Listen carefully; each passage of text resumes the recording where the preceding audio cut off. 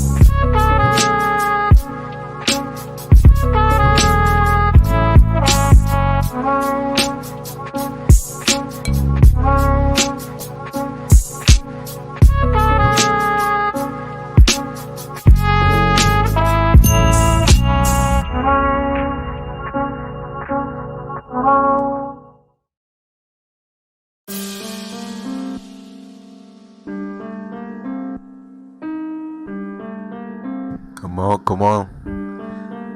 Come on, come on. Let's go, let's go, let's go, let's go.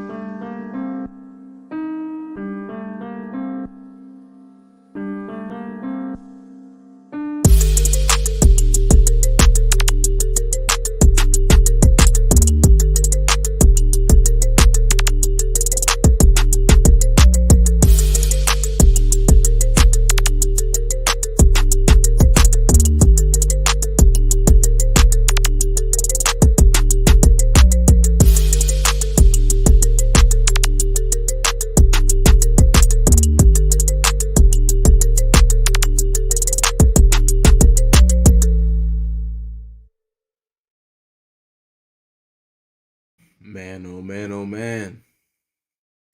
What's up, guys? Welcome to the Hear Me Out Network. You know what I'm saying? I'm your host. You know what I'm saying? Dylan. You know what I'm saying?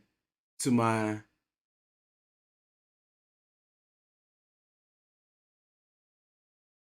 right, we got Ann Kofi. To my left, we got Woody. You know what I'm saying? Below, we got Rundown Rome. Below, we got Vinci the Artist. And we got the Miss Viola below as well. What's up, guys? How's y'all week go? It wasn't too bad this time, like last week, because watching the football team change. It wasn't.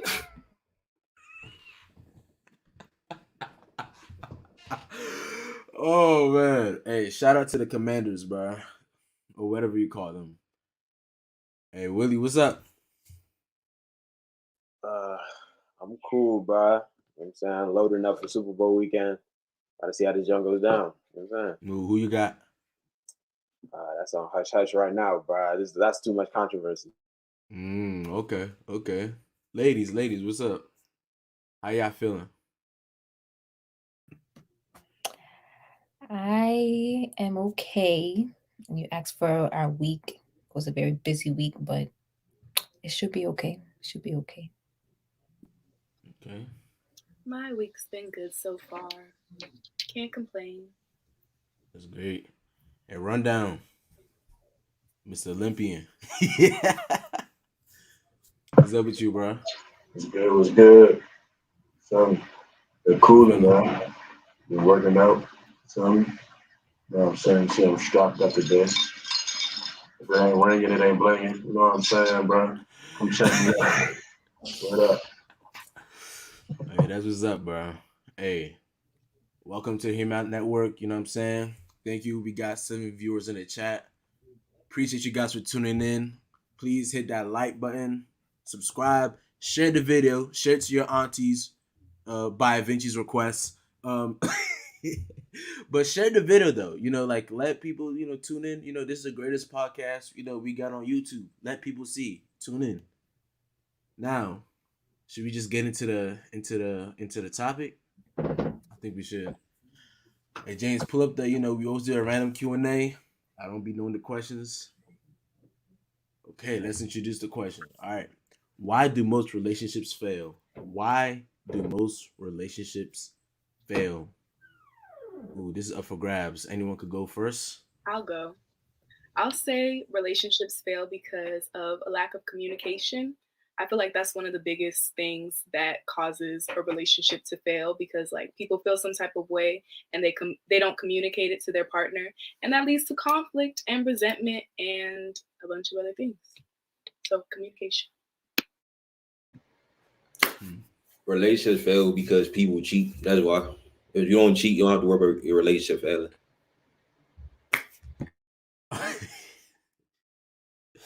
All right, bro.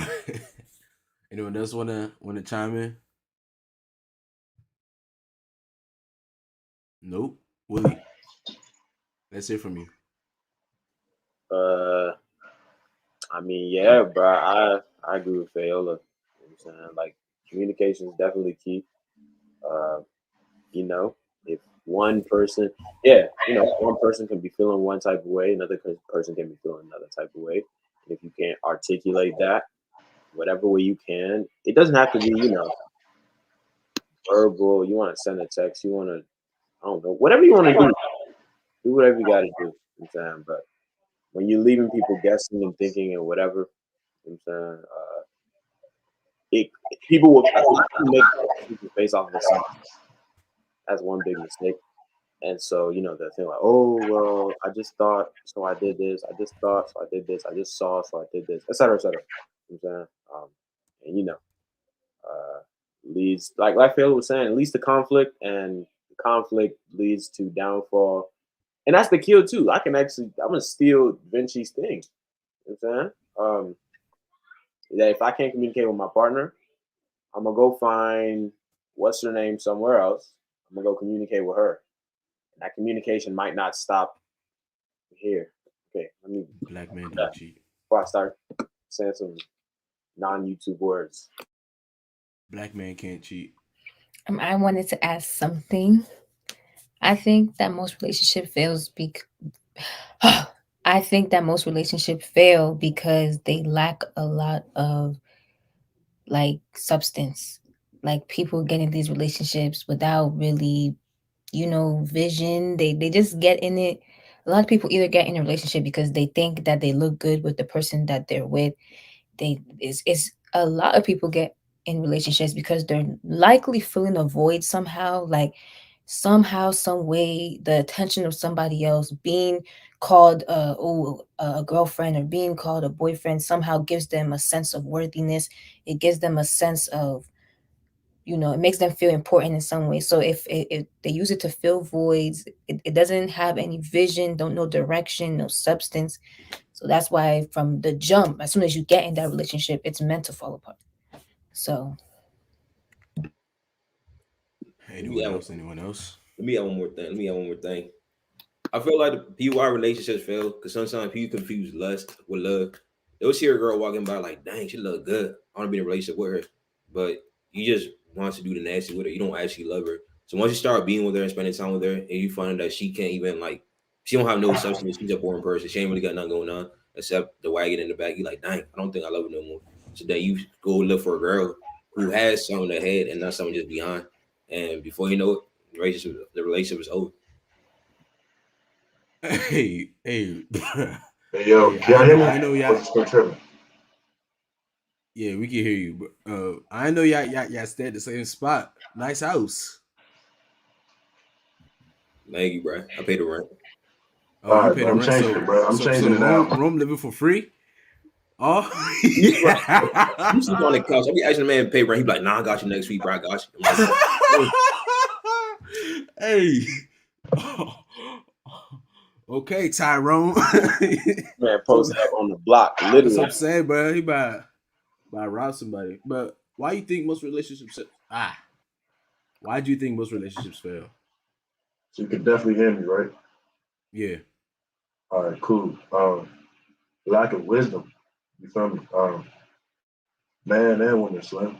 Choosing partners that obviously are not on track in life, choosing partners without stable income. You know what I'm saying? Choosing partners who have a history of going around doing certain things that they all not. Bro, stop playing with me, bro. But do your own thing, bro. Do your own thing, man. Unless you want to be my son. Oh, that's cool, bro. Forget it, bro. You know what I'm saying, bro? But yeah, though. Lack of wisdom, you feel me? A lack of knowing what a relationship really is. You know what I'm saying? Getting into relationships for the is sex allowed or not? Can you say that word? All right, cool. So yeah, just for sex, you know what I'm saying? Getting in a relationship because you're bored. Getting in relationships because somebody influenced you to get into a relationship so you can seem cool. The wrong reasons. You feel me? So wisdom, first of all, knowing what a relationship is, and knowing the steps and the beauty that comes behind being inside of a relationship. You feel me? And number one, having Christ in a relationship, because your relationship will always be tested no matter what. You feel me? But if you don't have Christ holding it together, then it will always fall apart. So yeah. That's deep. That's deep. That's deep. Like I be saying, man time. Saying no. But my thought, I think I agree with and I think that a lot of people are not intentional when they get into relationships.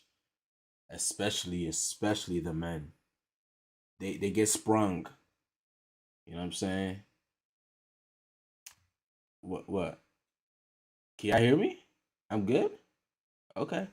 Well, I think they get sprung, you know what I'm saying? They get to in a relationship with a woman because I don't know, he likes her physical appearance and he likes the way she treats him in the moment and then okay, I like her so much. Or they're going to DMs trying to shoot their shot and then they're like, as soon as if I make this shot, she's gonna be my girl. Like, nah, like you're not gonna figure out who this woman is, her substance.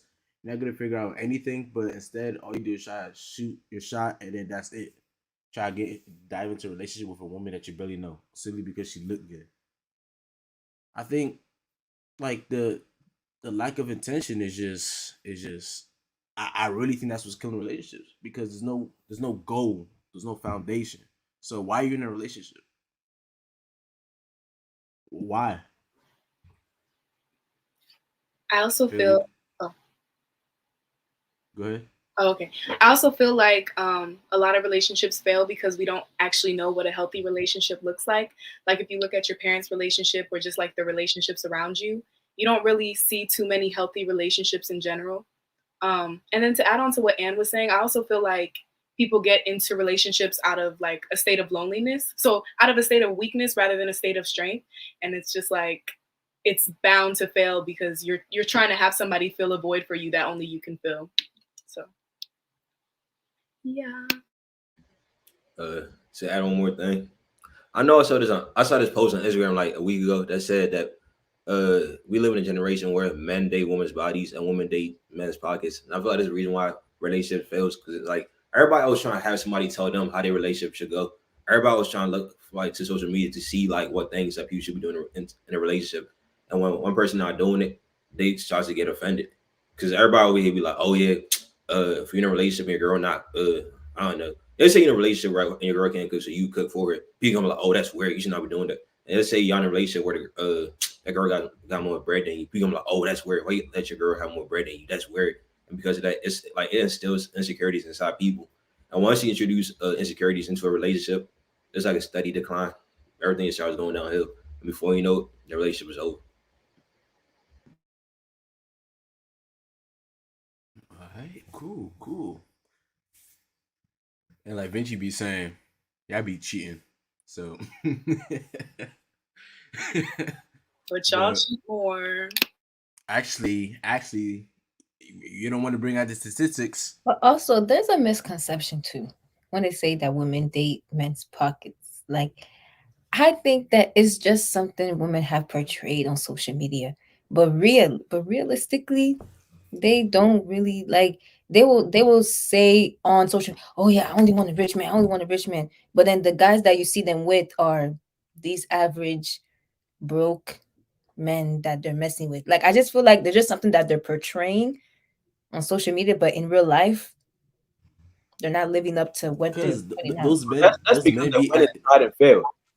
That's Hmm? why. you said what? That's because they went and tried and failed. They have tasted and they've seen and they saw they didn't like it and they turned around and they ran back home. I'm But telling I you, feel that's how like, that's the fact. That's the truth. but I Because feel like, because y'all can go and y'all have that access to whatever. Remember, women have access to sex. So if a man is dating a woman's body, he'll just go and she'll go and she'll find out. Nah, and she'll come back and I'm telling you. So go find your rich man. We'll see you on the other side. That's it. Not, but if you really want to have the conversation, I really think that first, the broke dude be acting like he got bread when he really don't. That's first. He put all his money into designer clothes, but living on like somebody's couch and is driving the Prius or probably don't even drive. That's first. Second, I really think that I don't think that most women truly want to date the top 10% of those guys, those rich guys, the guy with the deep pockets.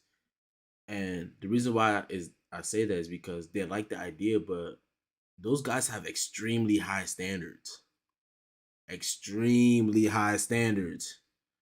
And I don't think most women are willing or even want to even uphold even half of those standards.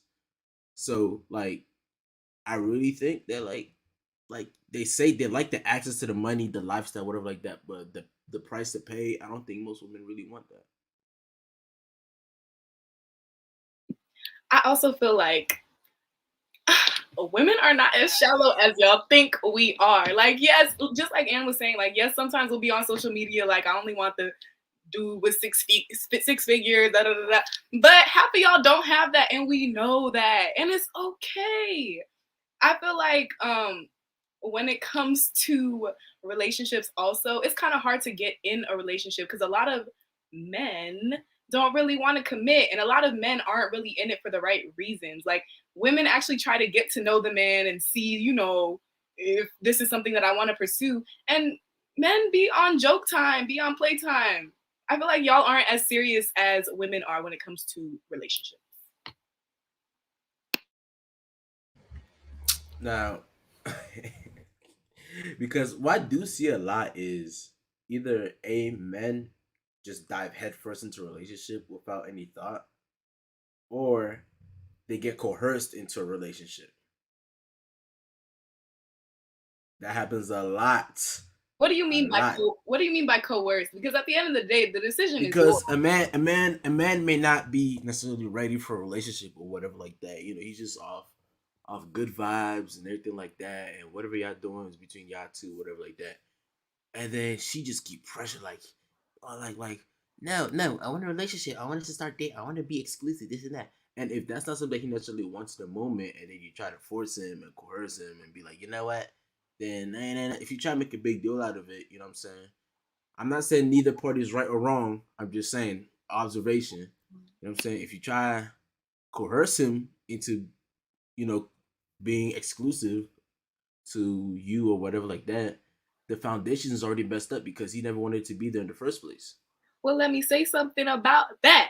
Like, when are y'all going to ask the question? Because it's just like, how long do you expect this girl to wait in the dating phase for y'all to be like, damn, can you be my girlfriend or something like that? Like, if she's expressing the fact that she wants to be exclusive and the fact that she wants to be in a relationship, it's not that she's saying you have to make me your girlfriend. It's that she's saying this is what I want. Are you going to fulfill that? Let me take this on real quick, bro. Sometimes I feel like for the most part, we men pay more attention to red flags and y'all women than y'all do to us. So if we waiting out to bag it to like wife of a girl, probably because she got some red flags that like she needs to like either overcome or like do something with before, like, you know what I mean? We don't. Let's say it's a girl who's overly friendly, and we try to get to know her and be in a relationship with her. That's a red flag. If she's not willing to stop being friendly, then I might be cool with her. We might be doing something like might be like going on dates, what we call it. But until she fixes that red flag, I'm not gonna wipe her up because the last thing I want to do is wipe her up and have her be over here going around being friendly to people. And before I know it, somebody who's 6'5", 85 pounds take my girl away from me. I'm gonna be standing looking stupid. So I'm sorry, but yeah. Ho, Vinci. What do you mean? 6'5" What's your definition of friendly? Because there's nothing wrong with a woman being friendly. If anything, What? Hold on. Again, I'm asking for a definition of friendly, just so we have a common understanding. If she's showing validation to another man, she's being friendly. If she hugging another validation, man, you know how we men we like to be like, you know what I mean? We're like, it's a different like if you're a girl over here giving a man some other dude attention, making him feel like he's a big dog, and you know what I mean, all that. And over here like giving that man like, you know what I mean, that's cheating because like okay, so like basically like putting him almost like on a pedestal. Yeah, almost. Like okay, I get that, but like in me, when you talk about friendly, I think more like conversive or know how to work a room or is very like smiles a lot, you know, like is always very almost entertaining, you know. That's still friendly right there. That's still too much. What you entertain other people for? Nah. But you don't want her to be herself? Yes, don't be yourself in a relationship. What if you be yourself being friendly, then don't be yourself. Let's be honest, bro. If you be yourself and you always telling people No, jokes or Vinci, hugging Vinci, people, Vinci, coming Vinci, people Vinci, hands, Vinci, don't be yourself. I'm just saying. Because if I did the same, Vinci. Friendly women will get you in rooms that you could probably never ever gotten by your own might, bro. you I'm know telling why? you. You know why? Now again. The thing is that she has to have boundaries, so she's not gonna be all up in his face, touch him. You see, like the Jeff Bezos and Leonardo DiCaprio joint. Like I seen that. Yeah. Like that is okay. Okay, like why are you all over staring and making all this wide eye contact? But being friendly, as in having conversation, be like, hey, and this and that. And then the thing is, those women are the ones that put you on too. They're gonna put you on. Oh, so yeah. Oh, so you do that. Oh, my husband does this. That's not Put that's you not being. on.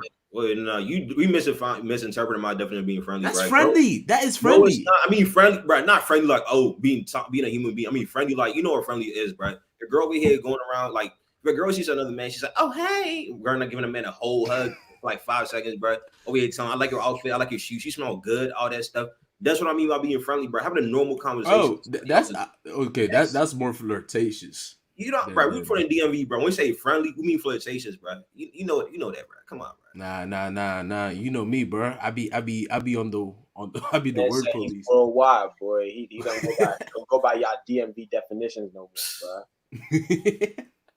Hey, Even if you're naturally even if you're naturally friendly and you're in a relationship, stop being friendly. I don't care if that's how you are. Stop it. bro, that's The thing is, flirtatious, if bro. you're in That's a Marcus relationship, Thomas. He isn't from around here. That's probably it. He know. That's flirtatious, bro. I'm telling you. Anna's trying to speak. Yeah, my fault. no, well, I just want to say, like, Vinci, like, if you have a girl that's like, I guess leaving, or you know that she's friendly, or you think that because you see her be very flirtatious or friendly, that's something that you should have known before you decided to get in a relationship. Because one thing about a flirty person, they don't hide it. They don't hide it. It's shown before the relationship. And I think that a lot of people, I think a lot of mistakes that people do in relationships, like, they don't take the time to really sit down with someone, to really get to know them. They don't really take the time to sit down and like actually make time to get to know this person. Like, you never know, like, if a girl ever steps out of her relationships to go and flirt with somebody else, like, she's definitely lacking something within that relationship. It's like I'm not saying it's right. I'm not saying it's right. But I'm just saying something is definitely lacking. And I'm saying I think it's a lack of communication, like Viola said. It's lack of communication before and during the relationship. Like, a lot of you guys do not take the time to sit down and actually get to know somebody. Like really get to know them before you get in a relationship. Had you done that before you got in a relationship with that person, you would have known that type of. I ain't gonna lie, she's on point. I can't argue with her. She is on point. Roll it back. When Fela asked why we don't be committed to relationships, I clearly said because sometimes girls got red flags. That's why we don't commit to relationships. So, and I said that being friendly is a red flag. So therefore, your point, no, I already clarified. No, like I said, like I said before, like girl being friendly is a red flag, and that could be why she's not in a relationship. And if I know a girl friendly and I choose not to wife her up, she's still gonna be like, well, why you not wifing me up? Like, there might be something wrong with me. No, and like I said earlier, because she being too friendly. And I feel like a lot of girls a lot of time, I feel like a lot of girls don't see being friendly as like as serious as it is to us though. But then again, so you flip the script, because I guarantee you, if I'm in a relationship right now and I see a girl walking and I go up to her and I give her a little hug, my girl will be on my head talking about, oh, you cheating on me just for giving her a hug. But then our girls go here willing. I seen girls in relationships realize walk up to dudes like, I like your shoes, I like your outfit, you smell so good. And it's like, bro, what? So we can tell a guy that we like his shoes, or if you tell him he smell good, he doing something right. But like because what if that's my friend? Like if that was my friend before you, let's say per se, like before you, like if that was my friend before you and we already have a friendship and I see my friend, I'm like, oh, okay, like, yeah, you're nicely dressed, you look good, like, yeah, that's different. Then you say, I like your shoes, you smell so good. Like, I really seen girls, like, this was back in high school, I seen girls in relationships, right? They'll realize go out to people like, oh, what shoes are those? Oh, they nice. I'm like, wow. you smell so good. Like what? Like you know what I mean? I mean, if you're friends with them when you say that, I don't understand. But y'all are friends before though. Okay. But if somebody you're not too close with ain't doing that, that's cheating. Can I say another reason why I feel like most relationships fail too? I feel like we don't really allow people to be themselves. I feel like we try to change people a lot, or try to change who they are at their core, and try to mold them into this. Who is that? Rome, could you mute yourself? Thank you. We try to mold them into this person that we want them to be, or to this figure that we created in our head, and we don't really allow people to be themselves and love them for who they are and embrace them for who they are. That's why there's a difference from liking someone and being infatuated with someone. Big difference. You know, but I wanted to address something that you kind of said earlier, whereas um you talk about like they're gonna lead you on basically or something like that. That like they're not trying to commit basically. If you're gonna have the conversation, gentlemen, we're gonna have to be honest, bruh. A lot of dudes do this, bruh. They're gonna keep you around, but they don't got no plans for you. That's the unfortunate and true reality of how the game is. I make the rules. It just is what it is. And y'all want to be whores.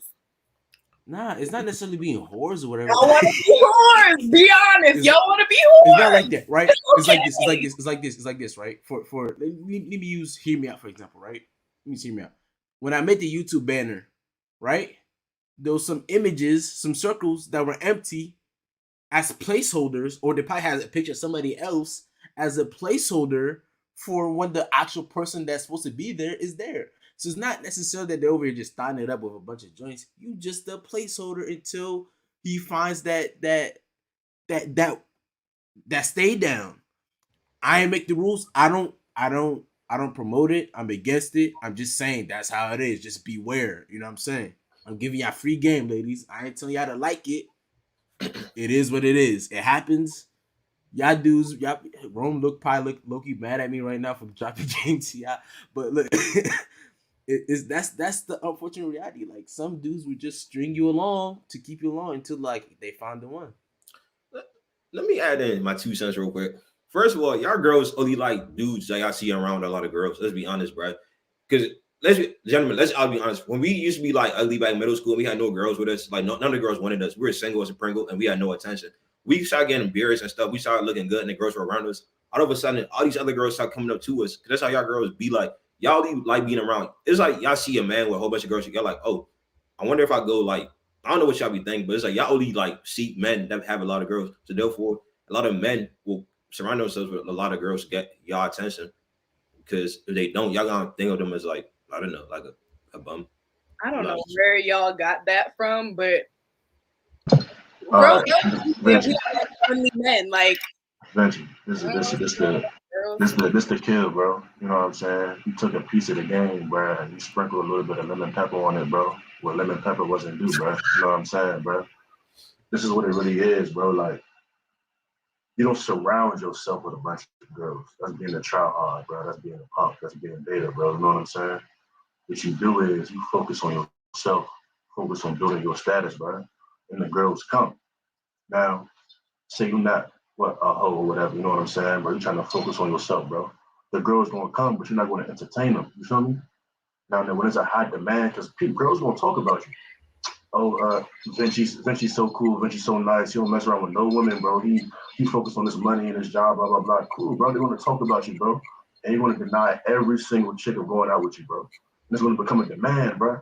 And when that demand starts to pop up, bro, the more ladies come, bro. More shorties attract, bro. And out of the 1,000, maybe, bro, there's one, bro. That's not giving you all the attention in the world, bro. One that's quiet, bro. One that's to herself. One that's not trying to be a groupie, bro. And that's how you find them, bro. About building yourself and focusing on yourself first, not about focusing on the woman, bro. Because she will come, bro. You feel me? Whoa. What I said was about me back in high school. Not me now. Me now, yeah, I already know that. I'm already hip to the game, bro. Oh yeah, Mr. Bagum. Mr. Bagum. No. That's you, bro. Look at you wearing glasses and a gold chain. You definitely like Mr. Bagum. Chill. You definitely are Mr. Bagum, bro. Chill. I'm not here no more. Look. Yeah, but like this ain't even for you, bro. But you know, this is in general. Like what Rome was just saying is just straight facts. Like stop Stop surrounding yourself with these average people, whatever like that. Build yourself up, level up, you know, and then you could be doing the picking. Because that's what I really think it is. A lot of guys, the truth is that a lot of guys don't have as many options as you ladies would like to think. So the first woman that presents herself in front of this guy, he's just gonna run up and try to do whatever like that, and then he's gonna mess it up because he was never intentional to begin with. So that's the majority. Now, there's more different situations for different people, but that's something that I see a lot. But I want to conclude this topic. I want to move on. That was our Q&A. That was a good one. All right, bro. Well, if you're just now tuning in, welcome to the Hear Me Out Network. Today we are talking about families. We're talking about families, family norms. Family norms. Does it exist? That's the question of the evening. So let's go into the first question. What is the purpose of having a family? Right? So to kind of to clean it up a little bit. Oh shoot, bro. This man skipped one of my questions, bro. But it's cool. What is the purpose of having a family? What do you guys think is the purpose of having a family?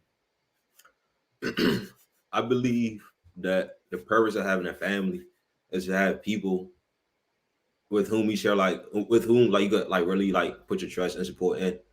Because I define family as not just like your mother, your father, your brothers, sisters. I define family as like the people in like your closest circle. So it could be friends, cousins, anybody that you could really like put your trust in is a family. And the purpose of having a family is because you don't want to be like, you just want to have people that you can rely on at least a little bit. 'Cause you don't want to be over here like stuck in the world with nobody to like turn to go to when trouble hits the fan. I think I said that phrase wrong, but you know what I mean. I agree. I feel like the purpose of having a family is to have community, to not be alone, and to have people who have your best interests at heart around you and stuff like that.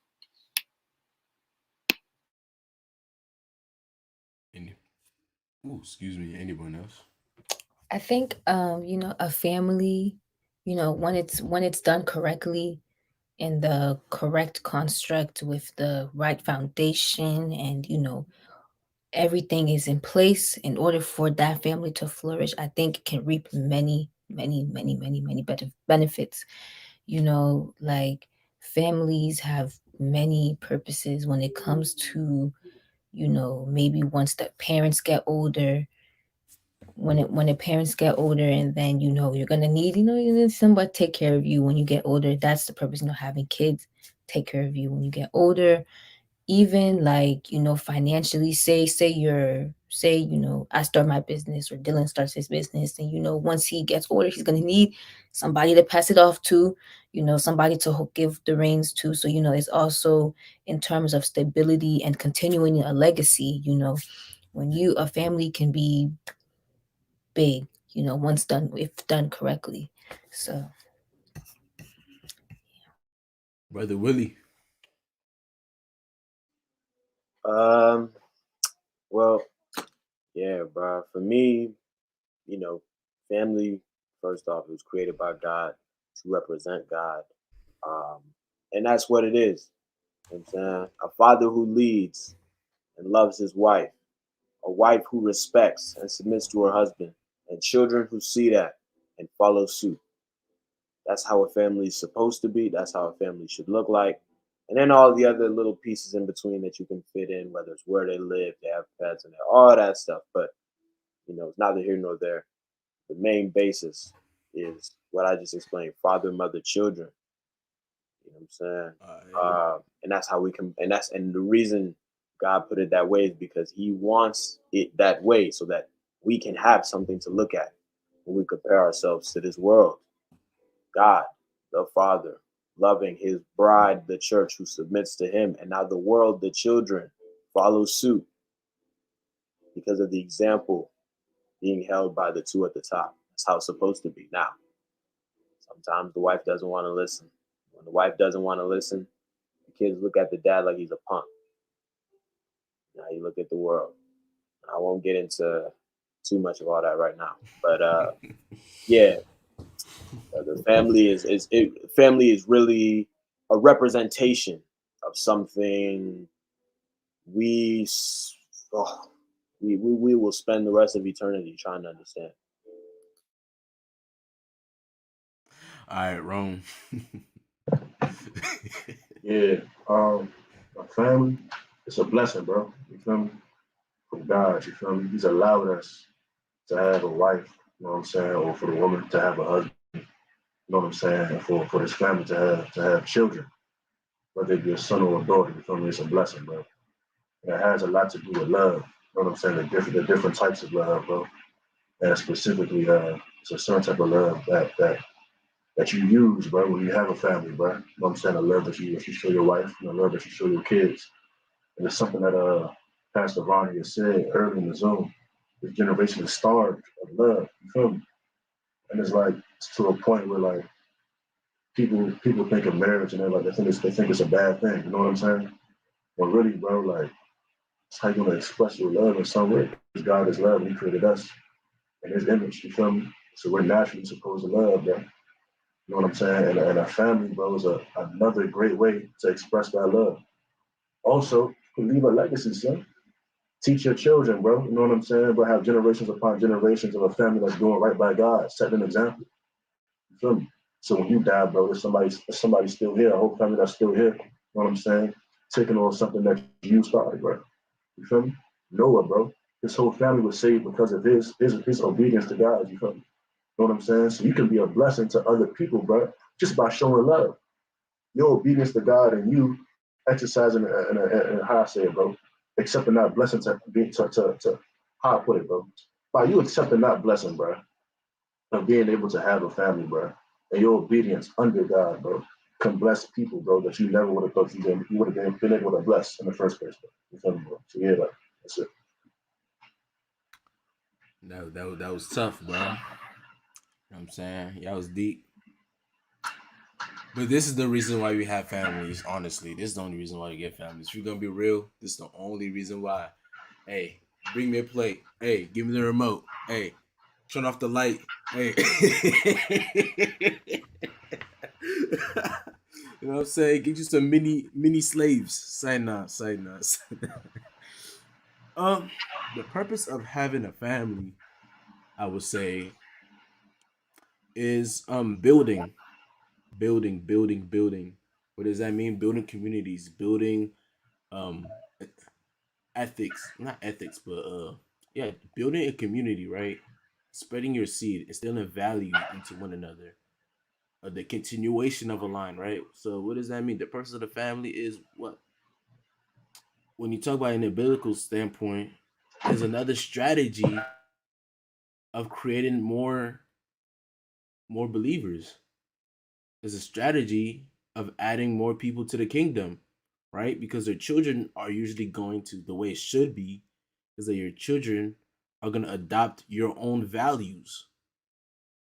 So I find it practical nowadays that we try to let children raise themselves. That's a concept for another day. But the purpose is to basically spread your seed, but not only your physical seed that that appears as a children, but a seed of your life. You know what I'm saying? Like your accomplishments, your beliefs, your ethics, all of that, your finances, right? You instill that into your children, and what happens? Your children are your fruit, and fruit has multiple seeds in it, so multiply what you already instilled in them. That's the purpose of having a family, right?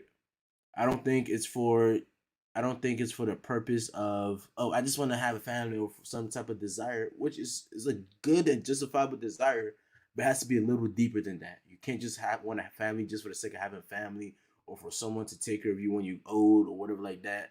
Nah, you got to build something. You got to instill something into your family. There's a purpose, there's a vision, there's a goal. What is the goal? What's the vision for your family? And that's the purpose of family. Hey, Rome, you was about to say something? Yeah, you know what I'm saying? It's just normally something I'll probably say on a filter. You feel me? I gotta just be known though.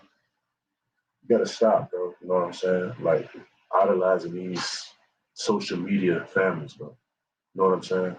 Thinking that a family is just made to be posted on Instagram and to look cute and live in a penthouse and have a nice refrigerator and nice food, bro.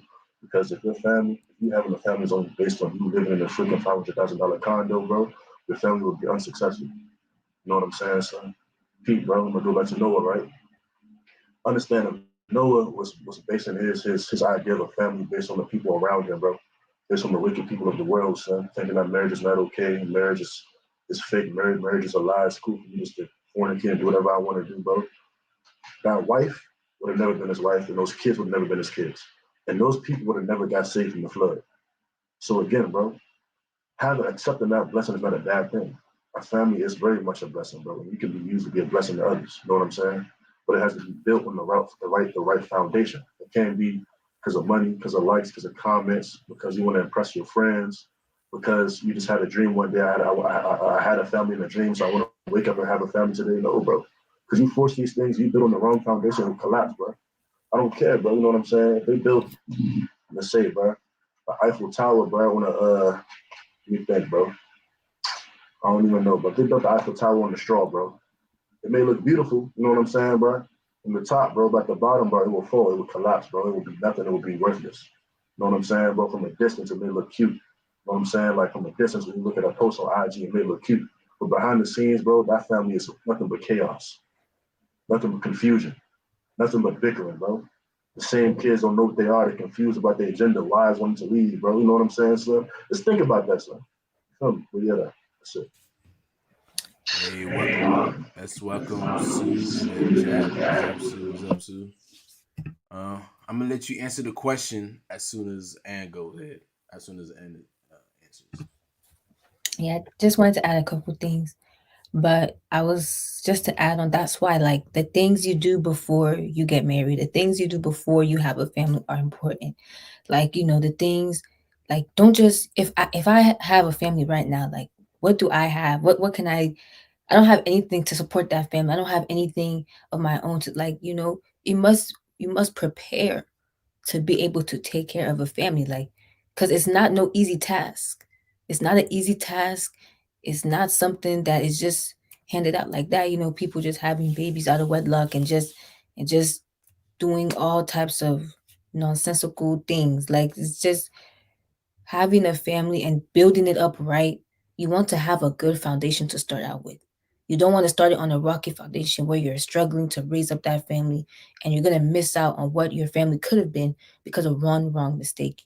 So, how you prepare to raise that family, the foundation that you must set before you build that family is very important. Yeah, Sue, welcome to the show. You good, bruh? Yeah, I'm good, loser. Like, what are you talking about, bro? You know I'm good. I'm always good, bro. Well, why you call me a loser, bruh? Bruh, because I always call you a loser. But I don't appreciate that, bruh. You invalidated my feelings. That's what I'm here to do. Hey, hey, let's answer the question though. What is the purpose of having a family? Well, you know me. I'm all about production. You know what I Hey, I mean? already know what this is about to go to, bro. Go ahead, go ahead. What? You already know what I'm about to say. But yeah, bro. Just don't forget the fertility part, bro. But go ahead. Yeah, I'm all about production, bro. You know what I mean? Since the beginning of time, you know, men fought hard to produce and add value to find the most fertile woman to bear children with. Thank you, Dylan. I never forget. But yeah, bro, family purpose is to add resources to those people that carry your last name or that share your lineage with you. And so like just to build resources, collect more resources, and then make sure that your lineage continues to reign strong throughout that generation, throughout the generations that'll continue after you.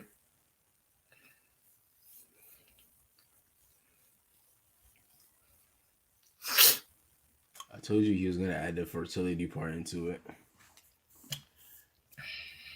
But look, man, the point of family is just really to get kids to get child remote, bro. But yeah, I want to add anything else to the topic before we move on. No? Yes? No? Going once? Going twice? All right. If you're just now tuning in, welcome to the Hear Me Out Network. You know what I'm saying? We talk about families today. You know what I'm saying? Family norms. Does it exist? Family norms. Does it exist? That is a topic for tonight. All right. So let's move into the next topic. Hey, James, pull up the next question. Thank you very much. Thank you very much. Do you want to start a family? Do you want to start a family? And why? Why? Why do you want to start a family? Okay, now let's talk about it. Vinci seems real excited, so go ahead. I can't wait to start a family. Wanna know why? First of all, I love kids. I love the enthusiasm. I love how they just like see the world in like their own little colorful and happy way. I just love the zeal that kids have for anything. You tell kids to go jump off a cliff. No. You tell the kids to go outside and sweep when after it leaves, and they will do it with like a smile on their face. That's why you know what I mean. Just how enthusiastic kids are, and I honestly want to start a family because I just want to give like somebody. I want to be able to bring like life into the world. I feel like there's an over thing that people tend to overlook that kids are really like a new life form. You know what I mean? Where like, why would you not want to bring, if you can, why would you not want to bring a life form into the earth and like help them? And I feel like a lot of times people think that having kids is just like one sided. They think that only they like help their kids out. Don't think having kids like teaches them anything. And I know that's not true. I know kids will definitely teach you patience, humility, love, and even like some facts about something they might not even know. Because kids are not kids anymore. There's some 4-year-old kids that'll teach you about, I don't know, psychology or tell you some random fact about zebras. And you be like, wow, I never knew that. So yeah, I get what y'all started family. Man, you tripping. Kids are annoying. But anyone else want to go ahead? Fayola. Yeah, I choose you. I do want to start a family because my family is so amazing. Not just like my immediate family, but like even my aunts and my uncles and my cousins and stuff like that. Like I love the fact that I have such a big family and that we have a lot of it's just a big community and we genuinely love each other. Also, I'm excited to start a family because I like the thought of like curating or creating experiences or creating memories with them. Like for instance, with my family, like I remember when I was younger, we would always make sure to go somewhere for a week every year. And we always, these are like foundational core memories. And it's like, I don't know, I am excited for that with my own person and my own children and stuff like that. Oh, that's cute. Hey, Rome. Run down. Yo, Do you want to of start course, a bro. family? Of course, bro. Of course. You know what I'm saying? Definitely far from ready, but of course, I would love to have little micro rundowns when I'm like running all over the place. You feel me, bro? You know what I'm saying? But that would definitely be an experience, bro. Like when we go outside, bro, we all wearing bubble coats, bro. You know what I'm saying? With fines on, bro. Like shades, bro. You know what I'm saying? Like that would be tough, bro. Like that's definitely respect right there, bro. That's a flex. That's a Uzi flex. You feel me? You know what I'm saying, bro? Yeah, like for sure though, bro. You know what I'm saying, bro? Like having a woman, you feel me? That's just as tough. Get a little bit of Burberry, you know what I'm saying, bro? Real sweet, real nice looking, bro. I want to make people jealous though, low key though. You know what I'm saying, bro? Have a little like a whole, not even a family, bro. Like an army, bro. You know what I'm saying? Like I want people to be like, damn, bro, like this man was walking in here with the whole military, bro. Like on some crazy type stuff. You feel me, bro? Yeah. Hey, Willie. Hey, this You man, want to oh start a my family? God, it, bro. I might have to get on that type of timing. Hey, bubble Everybody got coat. bubble coats on. I Hey, like hey, that. hey, No, hey, I that's like his that. request by the baby shower, bro. More Cleezy's only. More Cleezy's only. Take Guess the whole maybe, take the maybe whole family guess. easy shopping, bro. Everybody come outside. Oh yeah, With the nah, bro. But Cleezy. you know what I'm saying? Like, no, yeah, I definitely that's been on my mind for a long time. You know, a lot of people say, "Oh, you're young. We're worried about. Shut up, man. I can. You know what I'm saying? Like, you worry about the wrong thing right now. You know what I'm saying? Like, I have the ability to think and see and look at the world. I've seen things in this life enough to know that the type of wisdom that you can impart on a child is not the same as the type of wisdom you can impart on people. I promise. Because children are just buckets waiting to be poured into. And if you don't pour your, like, I'm telling you, bro, I'm prepared to pour my entire self into my children. Why? Because like Rome was saying, bro, these are many rundowns. Like, you have little yous running around. They carry your name. So you have to make sure that whatever it is that they're carrying, whatever it is that they're doing with what they're carrying, it's like, because it always reflects back on you. Right? And so it seems selfish, but at the same time, like, you don't want to be looking some type of way, like, oh, that's the guy whose kids are, you know what I'm saying? But also, like I mentioned before, bro, my responsibility is to the kingdom. You know what I'm saying? Teaching them this stuff that I know, or like everybody always tells me about how much I know at my early age. If I put it in them, they're 5, 6, 7. Let a 10-year-old come shake your hand and you start falling out. Come on, bro. Y'all don't even know. This man Dylan seems like he took a hiatus. But what about you, Sue? What's going on, bro? You want family, Not bro? you running the show. Okay. I am running. I don't know where you at, Okay. bro. What's Okay, good, Mr. Sue? Hear Me Out. You got it. Go ahead, run it. Run it. Gave me a spot. Go ahead, Sue. I ask you. What the hell is going on? Do you want to Like who is running the show, big bro? Bro, don't worry about that right now, bro. You want to start family?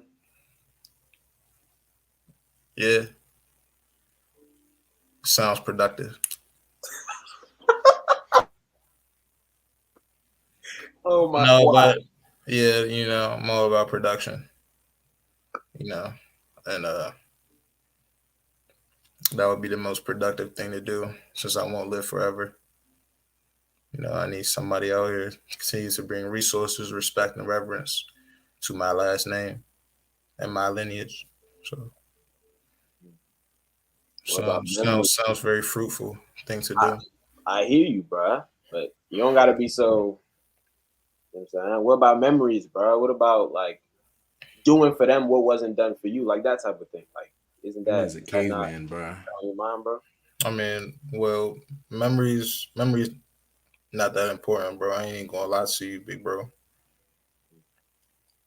Like the Six Flags and the King's Dominions and the all the first timers, bro. You feel me? They're just not as important as the lessons that I have to teach you to be productive. You feel me? And to bring that reverence to my people with my last name. You feel me? So I dare to. Well, we might switch up the question real quick. I dare to disagree. Why? Because these memories that you're building, these lessons that you're trying to teach them, these lessons that you're teaching them are buried in the memories. It's buried in the Six Flags. It's buried. It's when you're on your way to Six Flags, you're telling them, so you know how to make babies? Like, it's that type of thing. I remember one day my dad told me we were going for a walk. And I thought it was just a walk. Oh, dang. He took me that's a setup. we walked to the gas station. I don't know who walks to a gas station. I should have known. I left innocent. I came anyway. Just to say, you left the boy, came back a man. Just to say, you know what I'm saying? Like, it's all about how you, because here's the truth, bro. Your children aren't you. I mean, y'all can, everybody else can give their input too, but your children aren't you. So what does that mean? That means the way that they view productivity needs to be catered to how they can hear it and how they can take it in. Because if you start explaining to them, because you see back when the like, it's kind of like how when we don't sit children in front of the TV and make them watch CNN. We put Nick Jr. Why? Because it caters to them. So even if you want to give them information and news or whatever, you got to make it for their age, for their time. That's where I draw the line as far as memories go. You can always input, because the memories is what lasts. Think about it. If all they know of their father is he's this harsh, angry, whatever, well, a lot of the time they'll be like, all right, Dad, as soon as I'm 18, I'm out of here. Because this is all that's up here. This is the only thing I have, is this vision of you trying to make me into you with this product. Like, you see what I'm saying? Like, because there's nothing wrong with teaching them.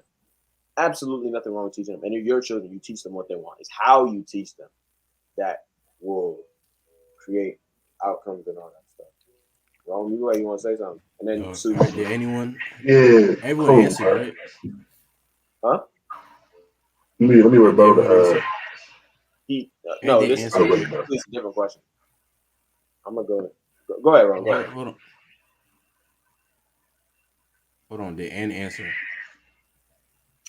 Oh my God. All right, let her answer. She ain't answer. But who running the show, bro? I'm running the show again, bro. And do you want to start a family? I definitely do, and my reasons are, it's majority of what you guys said, but for me personally, as a woman, I want to start a family because that bond between, mother and child, the childbearing, the creating a child for 9 months, that whole process, even though like it's painful, it has its ups and its downs, like just that overall bond that you have with your kids. Like even me, I want like daughters, and I really just want to raise them into like great women of this world. Like today, I was talking about with Dylan, like, Proverbs 31 women. I want to, instill and pour into them all that knowledge, that I've gained growing up and, from all my mentors and the people surrounding me. Like, I really want to pour into them. So that's all I have to say, really. Hey.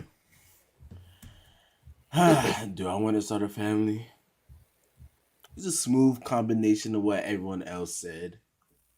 First and foremost, I want an army, like Rome said. I'm trying to pull up to the restaurant 10 deep. You know what I'm saying? A bunch of little mini-me's running around. Instead of Moncleeses, bruh. What Bunch they of gonna be little wearing, kisses. All right, bruh.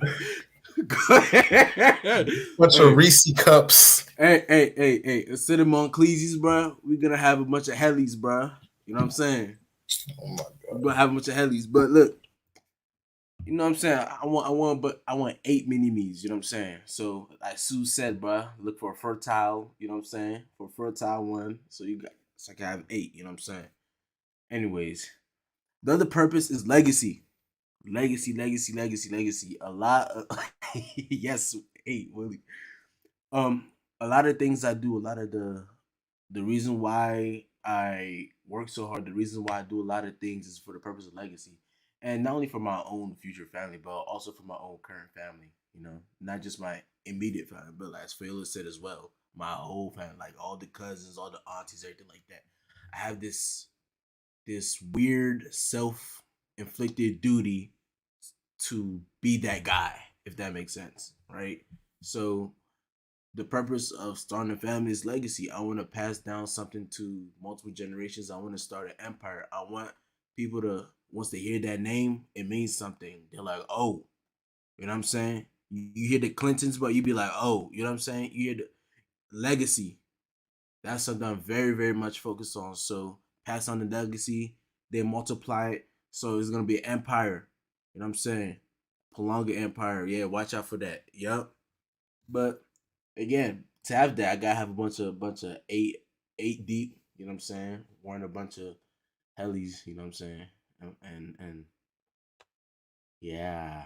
Do you guys feel like if you have a bunch of children that you'll be able to like nurture each of them the way they need to be nurtured? Or do you feel That's like not my job. But I feel like both the parents' jobs to nurse, You gotta peep though. but You know what I'm saying? because I know a lot of children. I'm sorry, Ron. Can you mute yourself real quick?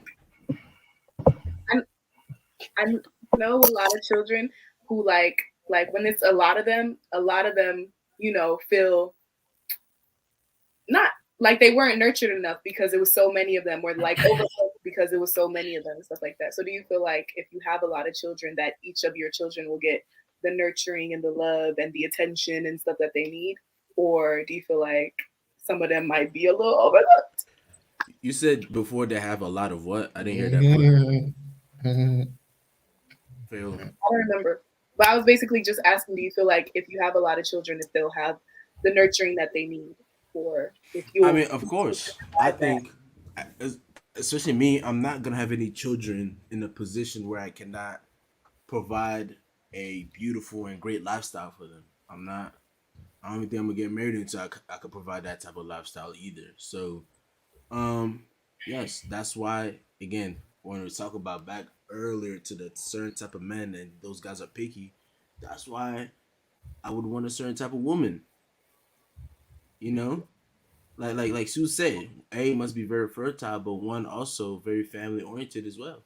You know what I'm I saying? think you. That's You know, they usually go hand in hand, big bro. That's They true. usually That's true. go hand in hand. That's true. But I That's true think as well. But and I think I know where you're about to get to. I know what you're about to get to. But you talk about me personally, though, right? Me personally, how will I nurture my children? Is that what we're trying to get into? like she's more talking about how will you individually pour into them if there's Yeah. 7 of So yeah. So them. I could do that. I don't think that's something that's very difficult. I could do that. But then again, I'm not gonna be trying to pour in a lot of stuff into a daughter because I'll probably be more focused on the son. So I'm not gonna have all my attention on the daughter. I'm gonna teach all the children some values, some core values, whatever like that, right?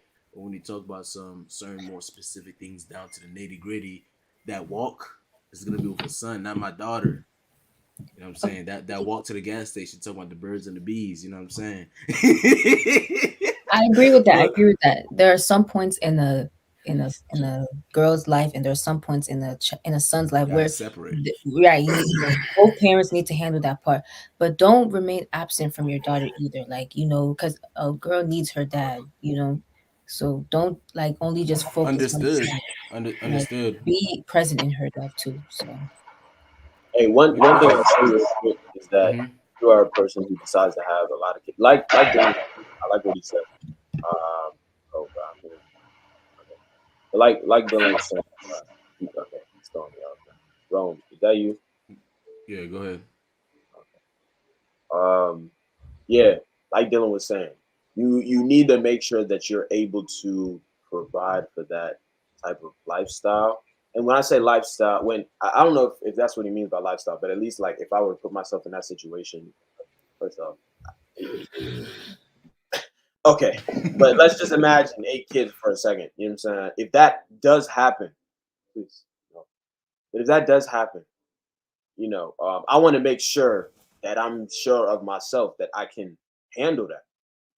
Because a lot of, sadly, all right, now I'm not gonna, before all the older people, some comes up, oh, what do you know about parenting? Whatever. I'm not dumb.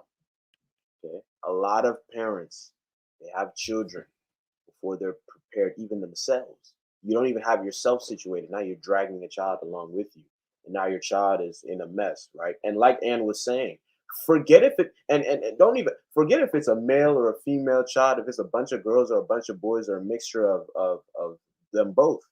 If you can't figure out your life to be in such a way that not only can you provide a lifestyle for these children, but that you can provide a presence.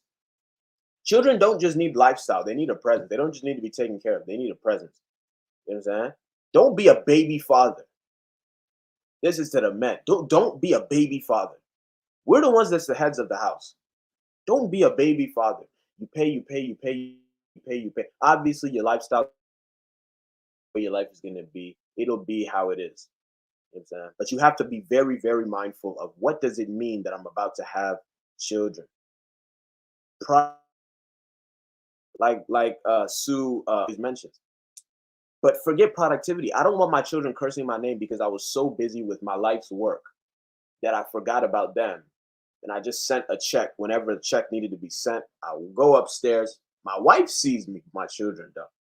When they ask, oh, where's that? Oh, he's already at work. Oh, where's that? He's already doing this. He's doing that. He went this way. He went that way. So, this is for every amount of change. It doesn't just have to be 8. 8 is a big number. So it's a larger commitment. But even one child can be worth 8, depending on who the child is and what your financial situation is.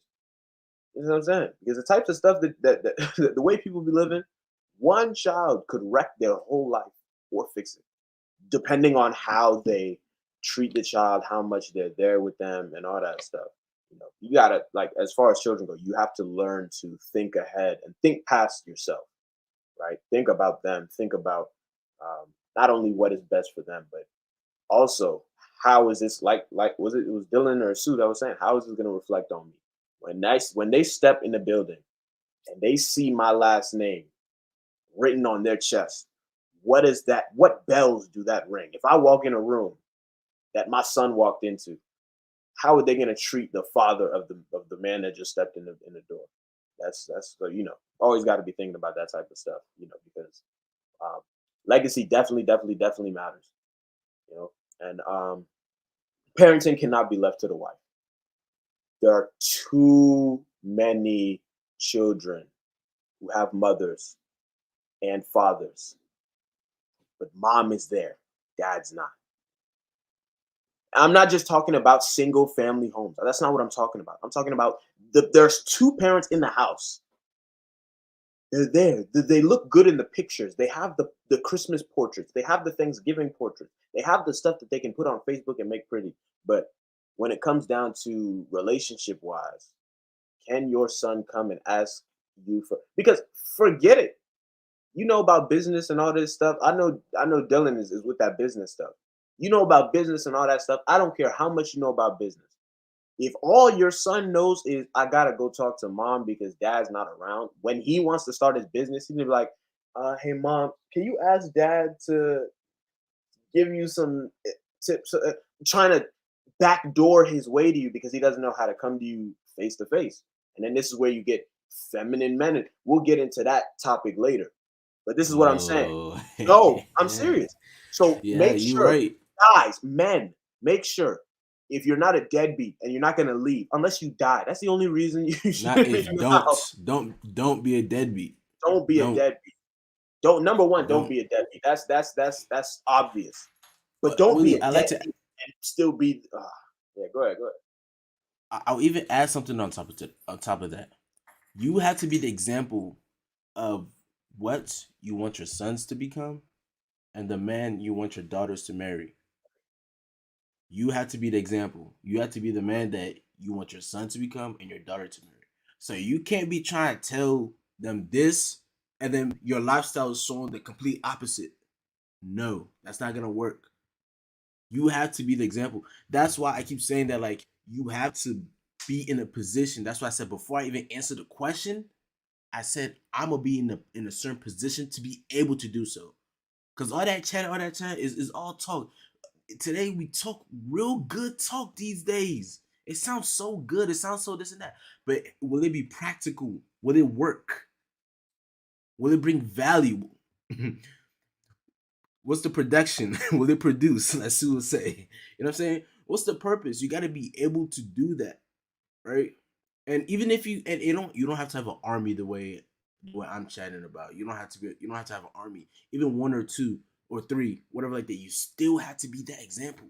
You have to be very intentional too. Because especially today, there's a reason why these billionaires don't put their kids in any type of school. There's a reason why, because the child mind is like a sponge. So it's easily manipulated and it's easily formed and it can easily be used and be fed a lot of ideologies that you may completely disagree with. That's why Elon Musk has an old school for his own children. Oh yeah, yes to education, this and that. That's cool. But the thing is, he don't want, because especially nowadays in school, they're supposed to be politically unbiased or whatever like that, but they're not. They have an agenda. in these schools. So these schools are instilling certain values in these children instead of just giving them the education, right? They try and instill these modern day values into these kids. Therefore, your children are gonna come with you with a bunch of new ideas, and you're gonna look at them crazy. So you gotta be very, very intentional about stuff like that. Your children, you gotta be conversing with them. You gotta keep telling them everything like that. You can't have them be ignorant, right? And then expect someone, and then when they start acting a certain type of way, be like, "Who taught you that?" I'm like, "Nah, you should have taught them." Because if you didn't teach them, the world's gonna teach them. So that's all I gotta say. You just gotta put yourself in that position. But I'm trying low key, bro. I'm trying to have a friendly family competition, bro, between the rundowns, bro, and the prolongitudes, bro. You know what I'm saying? Probably a little turkey bowl football game. You know what I'm saying? Hey, yo, bro, I'm still echoing, bro. Nah, you good. All right, cool, man. Definitely, bro. But you already know the outcome of that. We winning for sure. Yeah, I know. You know what I'm saying? I know. We're gonna bring the first aid kit for your children, bro. You know what I'm saying? It's Bro, cool though. bro. It's cool. You see this, bro? You It's see this, cool. bro? You know what I'm saying? You see Every this too, child gonna bro? have it, bro. You're not the only one, bro. Every child gonna have it, boy. You Yeah, feel me? Fayola. You know what I'm saying? But yeah, though, going back to Willie though. You feel me? I hear you. You know what I'm saying? And like it's a fine line though, bro. You feel me? At the same time, a woman does have a job too, right? You feel me? Like a son or a daughter, whatever it may be, bro. Like it's a certain thing about like a woman, bro. Where you just you can come to your mom. You know what I'm saying, bro? Versus your dad, bro. It's a certain like level of like understanding or like care that she has, bro. Cause I'm gonna keep it a buck, bro. Yeah, I'm gonna set a bar there. You feel me? To where my son can come to me with certain stuff, but if he knows it's dumb or stupid, bro, or just highly emotional for no reason, bro, with no sense in it, bro, he will know not to come to me with that garbage, bro. You know what I'm saying, bro? There's gonna be a point where I'm gonna have to tell my wife, bro, that she hears me, she doesn't hear me, it doesn't matter, bro, because she's gonna do her at the end of the day, bro. If he comes to you with garbage, bro, do not entertain it, bro. You know what I'm saying? If he's being emotional for no reason, bro. Somebody sucker punches him in the mouth, bro, at the age of what? 9 or 10, bro. You know what I'm saying, Slim? Yeah, patch him up, I guess, bro. But tell him, bro, but next time that happens, bro, don't come to me crying, bro. You feel me? If she doesn't tell him, bro, I'm gonna tell him. You feel me?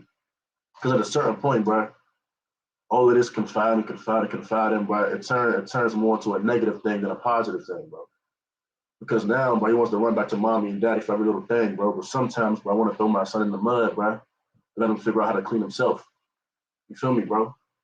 I want my son to bear a few things without having to come and run back and tell us all the time, bro, and spill his emotions out now, bro. At the end of the day, bro, mommy and daddy, bro, not gonna be around forever, son. I don't want you calling me at the age of 30 talking about your wife just left you, cuz. You know what I'm saying, son? I want you to be able to handle that on your own, bro. And when I say on your own, bro, I'm not talking about literally by yourself. It's between you and God, bro. Because I don't want to interfere with that relationship, bro. I gotta let you stand on your own 2 feet. But that starts when he's a child, though. Yeah, indulge a little bit, bro. Don't be a robot, bro. Don't be an NPC, bro. But at the same time, though, cuz, like, this whole, bro, I'm gonna kiss your boo-boo, bro. Nah, bro. We're creating an army, cuz. We're not creating a boys and girls club here, bro. You know what I'm saying, son? When my kids step, bro, I want that authority to be felt by 10 miles away. You know what I'm saying, bro? When you insult my child, bro, I want him to look at you and be like, you ugly, boy. Like, what, bro? Who you talking to, bro? You know what I'm saying, bro? My dad told me I'm straight regardless, bro. You know what I'm saying, son? So, yeah, that's what it be, bro. I feel you. And it, like I said, it starts with that basis. Why? Because a lot of children, they don't have that because there's no dad that's around enough to do that. You know what I'm saying? It's like think about it. You can't. It's like you have to level up. You know what I'm saying? Like children don't start off being prepared to go independent. That's why it starts off with the whole, you want to say kissing boo-boos, whatever. Because what you're doing by nurturing them, by caring for them, even as the father, in whatever sense that you do it, is you are making sure you teach them. Don't make sure they can see you while you're pouring that peroxide on that burn, and you're putting a Band-Aid. So you can tell them, next time this happens, don't come call me. Come do it yourself. Go grab the thing and pour it, and you understand what I'm saying? The things that they're picking these stuff up from you, and that's why it's important. That's why it's important for you to be around, because obviously, bro, they can't be just like at your arm, at your leg every single day, like, oh, Dad, can I? How do I? No, at some point you have to learn how to grow up. But that teaching, because you're already grown as the father, you're already grown. That teaching, that forming. Children are clay. They're mold. Any way you turn them, they can become. Any way. So that's what I'm saying, is that as the father, you show him that. You show him that. Somebody throws a punch, okay, it hurt. Next time, move back. You understand what I'm saying? You teach them the skills that they need. You let them know. This way they understand. And now when they come to you, they're coming to you. Now when they come and they find Dad, they come about business. There's something new that they need. There's something shit. They're not just, oh, my leg, it hurts so bad. I don't know how I'm supposed to do it. You see what I'm saying? Go get some ice, bro. Why you crying? You can teach them all that, but again, at the end of the day, everything falls on leadership. You got to be the man that you're talking about. You know what I'm saying? Teach them, hey, don't start it, but if it happens, finish it. You know what I'm saying? Teach them to be like a duck. You know what I'm saying? On the outside. What? Bro, you gotta let me That's finish. the reason why you will never win, bro. That's the reason why you won't win, bro. You gotta finish. You gotta be finished. Shots, bro. No. But let me break it down, bro. On the outside, bro. On the outside, look graceful. You know what I'm saying? Look, it's all cool, calm, and collected. But under the water, oh my gosh, their feet are pedaling like crazy. Be like a duck. Bro, you just want your kids to quack. Be graceful even though you're going through, also, you know what I'm saying, whatever. You told your kids to quack just now, bro. It's not okay, bro. Also, wrong, really. Like I hear what you guys are saying about, like, you know, definitely not always being so soft with the kid, but like just to throw it in there, you know, there should be a moment of his, like, when he is born or when he or she is born, you know, let that kid be a kid, you know, like before you start to implement these you know, like the realities of the world, before you start to implement that in them, let them be a kid, let them experience that innocence. And then once, obviously, we know better, we know when it's, you know, we know when it's the time to start, you know, stepping in and, you know, implementing that, okay, this is how the world works, you can't keep thinking like this, because we know. But still, let that kid be a kid, because it will hurt them in the long run. So be a kid.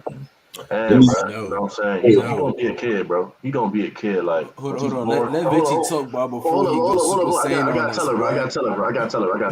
Hold up, Vinci. I've been waiting for 5 minutes. Hold up. He gonna be a kid, bro. But as soon as he steps foot in my household, bro, looking like the size of this bottle, bro, I'm taking him to Planet Fitness and we're getting a gym membership. Already, son.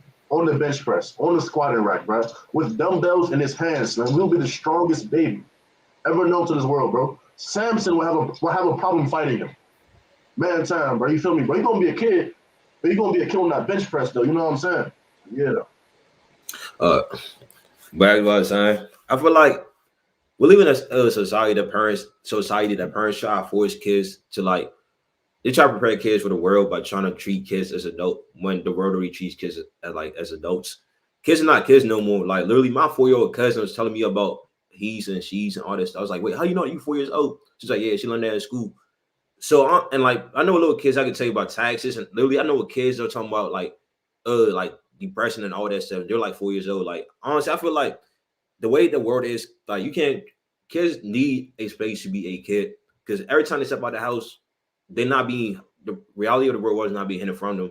Kids get shot too sometimes. Kids end up being, like, you know what I mean, right? Even kids get profiled by the police all the time. So I feel like honestly, I believe that you should let your house be a safe space where a kid can really be a kid.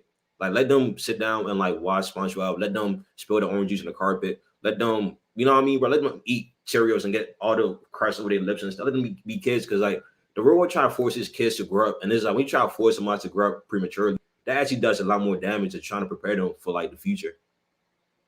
Too early. You know what I mean? Like you spill orange juice on my carpet, but you get that mean backhand. But that, you know what I'm saying? Can I ask a question? Can I ask something? Do you guys feel like you should whoop your kids? Me personally, I feel like no.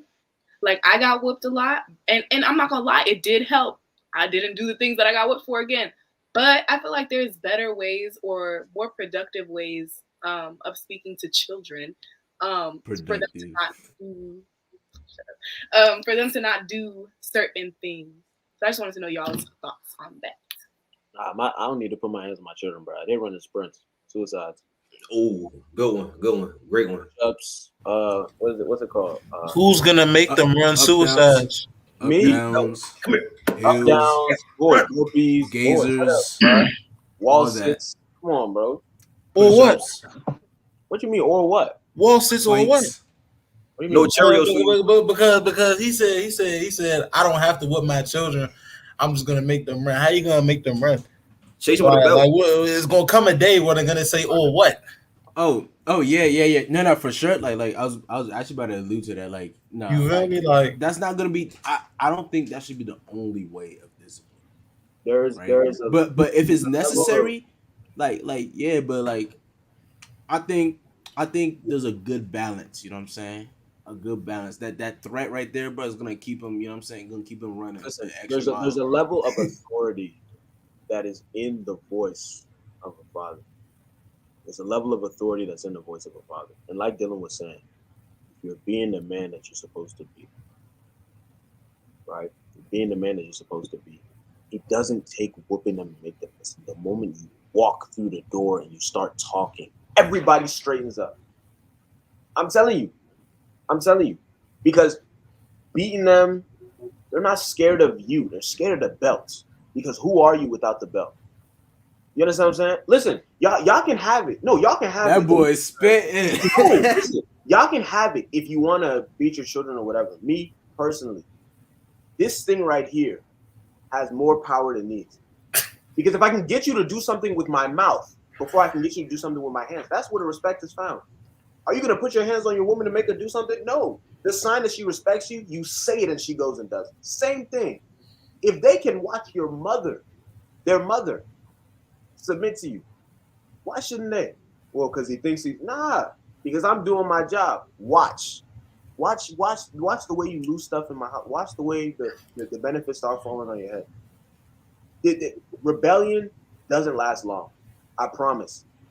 It doesn't work the way people allow it to work. So many people, oh no, I don't know what I'm supposed to do. They never listen, and they never, because you're not using this. All you're saying, please, why are you begging your children to listen to you? Aren't you the father? Aren't you the mother? This is what I'm saying. That's what, at least, I don't know. Y'all can disagree with me. That's cool. I mean, but my power is in my voice. Willie, you're not answering my question though. What? There's gonna come a day when at least your son is gonna say or what. It's going to happen. If your son is healthy and has the adequate amount of sperm cells, bro, it's going to come a day when he's going to say or what, bro. I think you guys are both kind of missing it. Like, no, but I want to know that.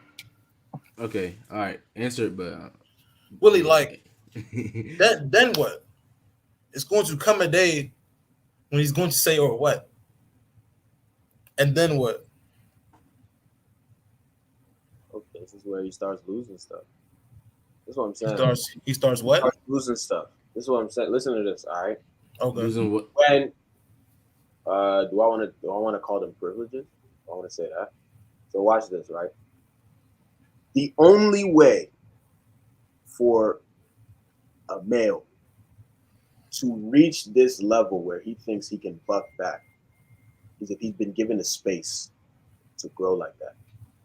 What does that mean? That means he has a level of authority on his own. He has a level of power on his own. Even his voice, even if it's smaller than mine, has a little bit of an impact. The moment I sweep the rug from under your feet, tell me who you are. Tell me this or what? Okay, I'm telling you, the stuff that you do, your ability to say or what. Where have you been this whole time to be able to today you thought you did something special? I'm telling you that I can even use myself. The reason I can walk around this house the way I do, and I can tell my siblings go do something and they do it, is because I've been given a space where my voice has authority in the house. The moment they shut me up and they say, you don't have to listen to him anymore, that power is snapped in half. I got two options: submit or leave. It's that simple. Every single thing a child has is given, which means it can be taken away. So if I've given my son the space to be able to stand up and puff up his chest, I can give him the space to hit him in his chest. He loses the wind out of his breath and he goes and sits back down somewhere. Because who do you think you are? You step to me. That was the answer. What? That's my answer. I hope it was. There was the answer. So you will put your hands on him. That was just an illustration. No, that was the answer. So you will put your hands on him. It was an illustration. I don't need to put my hands. But Willie, I think. Go ahead. Yeah, both. Like, Bruh, from the Woody's punch point of was view, better I though, get bruh. that. From Woody's point of view, I'm getting that it's never gonna get to that. It's never gonna get to that. Because who you talking to? Do you know who I am? You know what I'm saying? But then again, from Sue's perspective, also is like, bro, you gotta, again, as I say, bro, you don't gotta start it, bro, but you gotta be able to finish it, bro. So if it's necessary, bro, and if he gotta get whooped, bro, I mean, yeah. Like I tell you, the last time my dad whooped me was the last time he whooped me, bro, for a reason. You know what I'm saying? There's a reason. There's a reason to that. You know what I'm saying? So like, you gotta be able to do that. You know what I'm saying? It's not supposed to like you gotta enjoy whatever like that. But if that threat or that level, if it gets to that level, you gotta be able to instill that level of discipline. Sometimes, not all the time. It shouldn't be your number one option, or whatever like that too. But if it gets to that, you gotta do that. But then again, Sue, to Willie's point as well, bro. You know what I'm saying? If you demand that you're supposed to be this and that, and if he respects your authority, bro, and everything like that, you know what I'm saying? Then it's not gonna get to that. Because listen, I'm not getting this example from nowhere. My parents barely put their hands on me. They barely ever put their hands on me. There's a level of power in their voice that I snap and I listen to. That's what I'm saying. Is that like Dylan was saying, you have to start if you started, you better be prepared to finish it. Even if you don't start it, you better be prepared to finish it. What does that mean? That means if you start with the belt, it will end by the belt. You can't start with the belt and end with your voice, because then your voice means nothing. That's the point. You know what I'm saying? Is that if Sue says, when you don't do this, you get a spank, cool. They'll recognize that as Sue's authority is in his belt. I'm telling you. This is how power and stuff works. It's about balance. They'll see their dad and they'll say, Sue is only powerful because he's got belts in his hand. I got one or two options. Find a way to get past the belt, get rid of it, or just get whooped enough until he finds no need to use the belt. I wanna play a little. Oh. Go ahead. Oh, I had a cousin who would get whooped a lot, and like her parents would whip her like a lot, to the point where she just started like laughing, like she became immune to the belt. So I don't know why I decided to share that, but why? Yeah, All right, check this out. You misunderstand me, bro. Of course, obviously, there's balance. You need power in your voice. I thought it like supposed to go without saying, but it's going to come a day. Bro, and it has nothing to do with space. Because what you're saying right now is what most of the parents in the States are saying, bro. That whooping is not the only way. You know what I'm saying? And America gives birth to the most unruly children ever, bro. Of all shades, colors, and tints. Amen. So like, you know what I'm saying? And I'm saying, like, you say, okay, I'll sweep the rug from under you. I'll take your stuff. I'll kick you out the house if you don't abide by these rules. Who is going to, you know what I'm saying? Like, if he says no, I'm not leaving. If he says no, this rug is not getting swept from under me, bro. If he just says no, because that day's gonna come, bro. You feel me? That day is going to come, bro. Well, let me touch on your point about American children, or just children and your parents who say you shouldn't with your kids. Don't forget that in this country, these are the same parents who want to let the kids raise themselves. Mm-hmm. That means even the little girls will buck back, probably harder than the guys, because I'm single, ladies. I'm single. They saw Beyonce one day, and now they. I'm telling you. The world. I'm telling. Girl, come on. So, because in this American society, children raise themselves, it's inevitable. Inevitable. But I'm telling you, start how you finish. You start how you finish. What does that mean? Is that you be very watchful over your children. Now, rebellion will come. I know it will. Rebellion will come. That happens. Cool. But this is what I'm saying, is that if by foundation, every single person in the house hears the voice, listens to the voice, and respects the voice, they'll realize that the only way they can function in the house is by the voice. That's how it works. If I make sure that my stamp and my signature is my voice, that everything happens because of my voice, that everything works because of my voice, the moment they cut off my voice, they cut off their own lives. I promise. They cut off their own lives. My child has to sit here, if he's a man, and use his intelligence to say, I don't want to keep living the way I'm living in this house. Because he'll have been brought up in such a way that everything goes through me and nothing happens until I've spoken it and let it happen. Mm-hmm. So the moment I stop talking because he doesn't want to listen to me, cool. But just know that nothing's going to go your way this time. Nothing's going to go your way. Nothing will go your way. You'll try. You'll try hard. You'll fight hard. But when you realize where my power is based, where I'm sitting, what this house is sitting under, he's forgetting me sweeping the rug. He's sweeping the rug from under his own foot. But if we use an example like Fayola, the belt, you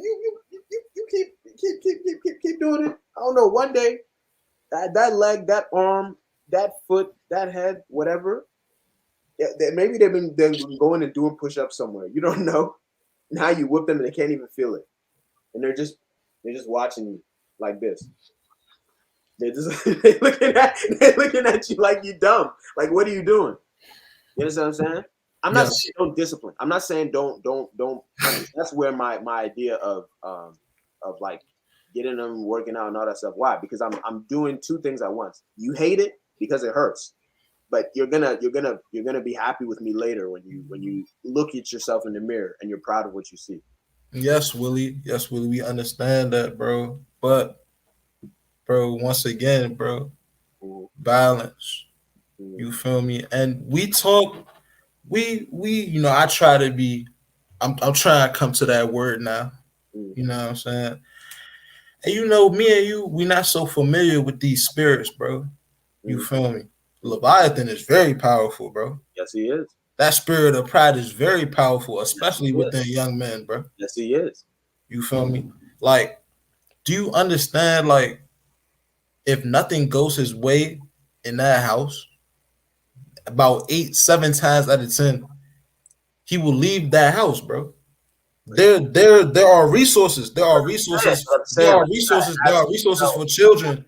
There are resources for children that do not want to live under somebody they feel like is oppressing them, bro, and making them feel like they're less. You feel me? Like there's there's places for children to go to when they don't want to be disciplined, bro. There's people for children, for young men to call in particular when they feel like they don't want to be disciplined, bro. You know what I'm saying? So that they're already ready to leave. Rebellion. The first time you rebelled, You were maybe thinking that you were going to leave, but you were not. I mean, you step outside and that cold winter air touched your pinky toe, and you ran right back inside. I'm telling you, little kids, you hear the stories all the time. I'm running away, and they run down to the street. They come back 20 minutes later because they realize, nah. Okay, that little kid. What about that 14-year-old, 18-year-old man? He about to be a young man, bro. All right, bro. Plus, I you think have to remember who I am. Hey, if the runs in my house, I think, bro, let's wrap this up, because what I really think is that I don't think, Sue, I don't think you're acknowledging the perspective that Willie's coming from. You know what I'm saying? You speaking in a scenario whereas the father authority has never been respected. And like what you're saying is a good point, but if you're the man that you're supposed to be, that's not gonna happen. No, you know what I'm saying? Now, and even if it does, you know what I'm saying, it's not gonna happen that way, if that makes sense. But I wanna vent you, bro. You wanted to say something, and I'm gonna pose the ladies a question after this. To start things off, I feel like y'all don't truly understand kids and how rebellious they're gonna be. You sweep the rug out of kids from the kids' feet. You can like rely, log them in the room, do what you can. Kids always gonna find a way, but I'm just letting y'all know. And y'all always talking about, you gonna punch your kid in the chest, bro. If your kid is your kid, then genetically, chances are they're gonna be every much as mad as you are, or maybe even more. So you saying you're gonna stand there and punch your kid in the chest, that might work when you're 12, 13, 14. The more that kid turn 19, 20, possibly 25, and you punch him in the chest, and he's like, I bet he punched you right back in your chest. What you gonna do? That's what I'm saying, dude. And y'all always trying. I feel like there's a problem with adults. They always think, I'm the big dog, I'm the authority, like so because they try to like treat kids like they below them or something like that. And that I'm not saying that, you know what I mean? Like kids are, you say subordinate or whatever, but then they cannot treat kids like they're nothing, that they have no voice. That's the thing, though. You can look through our history. People that have their voice taken away will never ever be quiet. They're always gonna find a way to rebel. And I feel like the problem with all these rebellious kids and these kids on the streets is either A, the father not present, or B, if I would try to do too much, they try to turn them to somebody not trying to be. They try to live their life through them. The kid like, I bet I'm done with you. And either the kid fuck them back or decides to go out in these streets. And yeah. So I feel like being a parent, like you can't, as a man, there's a way you can rely, like handle business without trying to make the kid look like they trying to patronize and make them look like they nobody. And I'm speaking from experience because at the end of the day, yeah, I like to add a little caveat to what you said, right?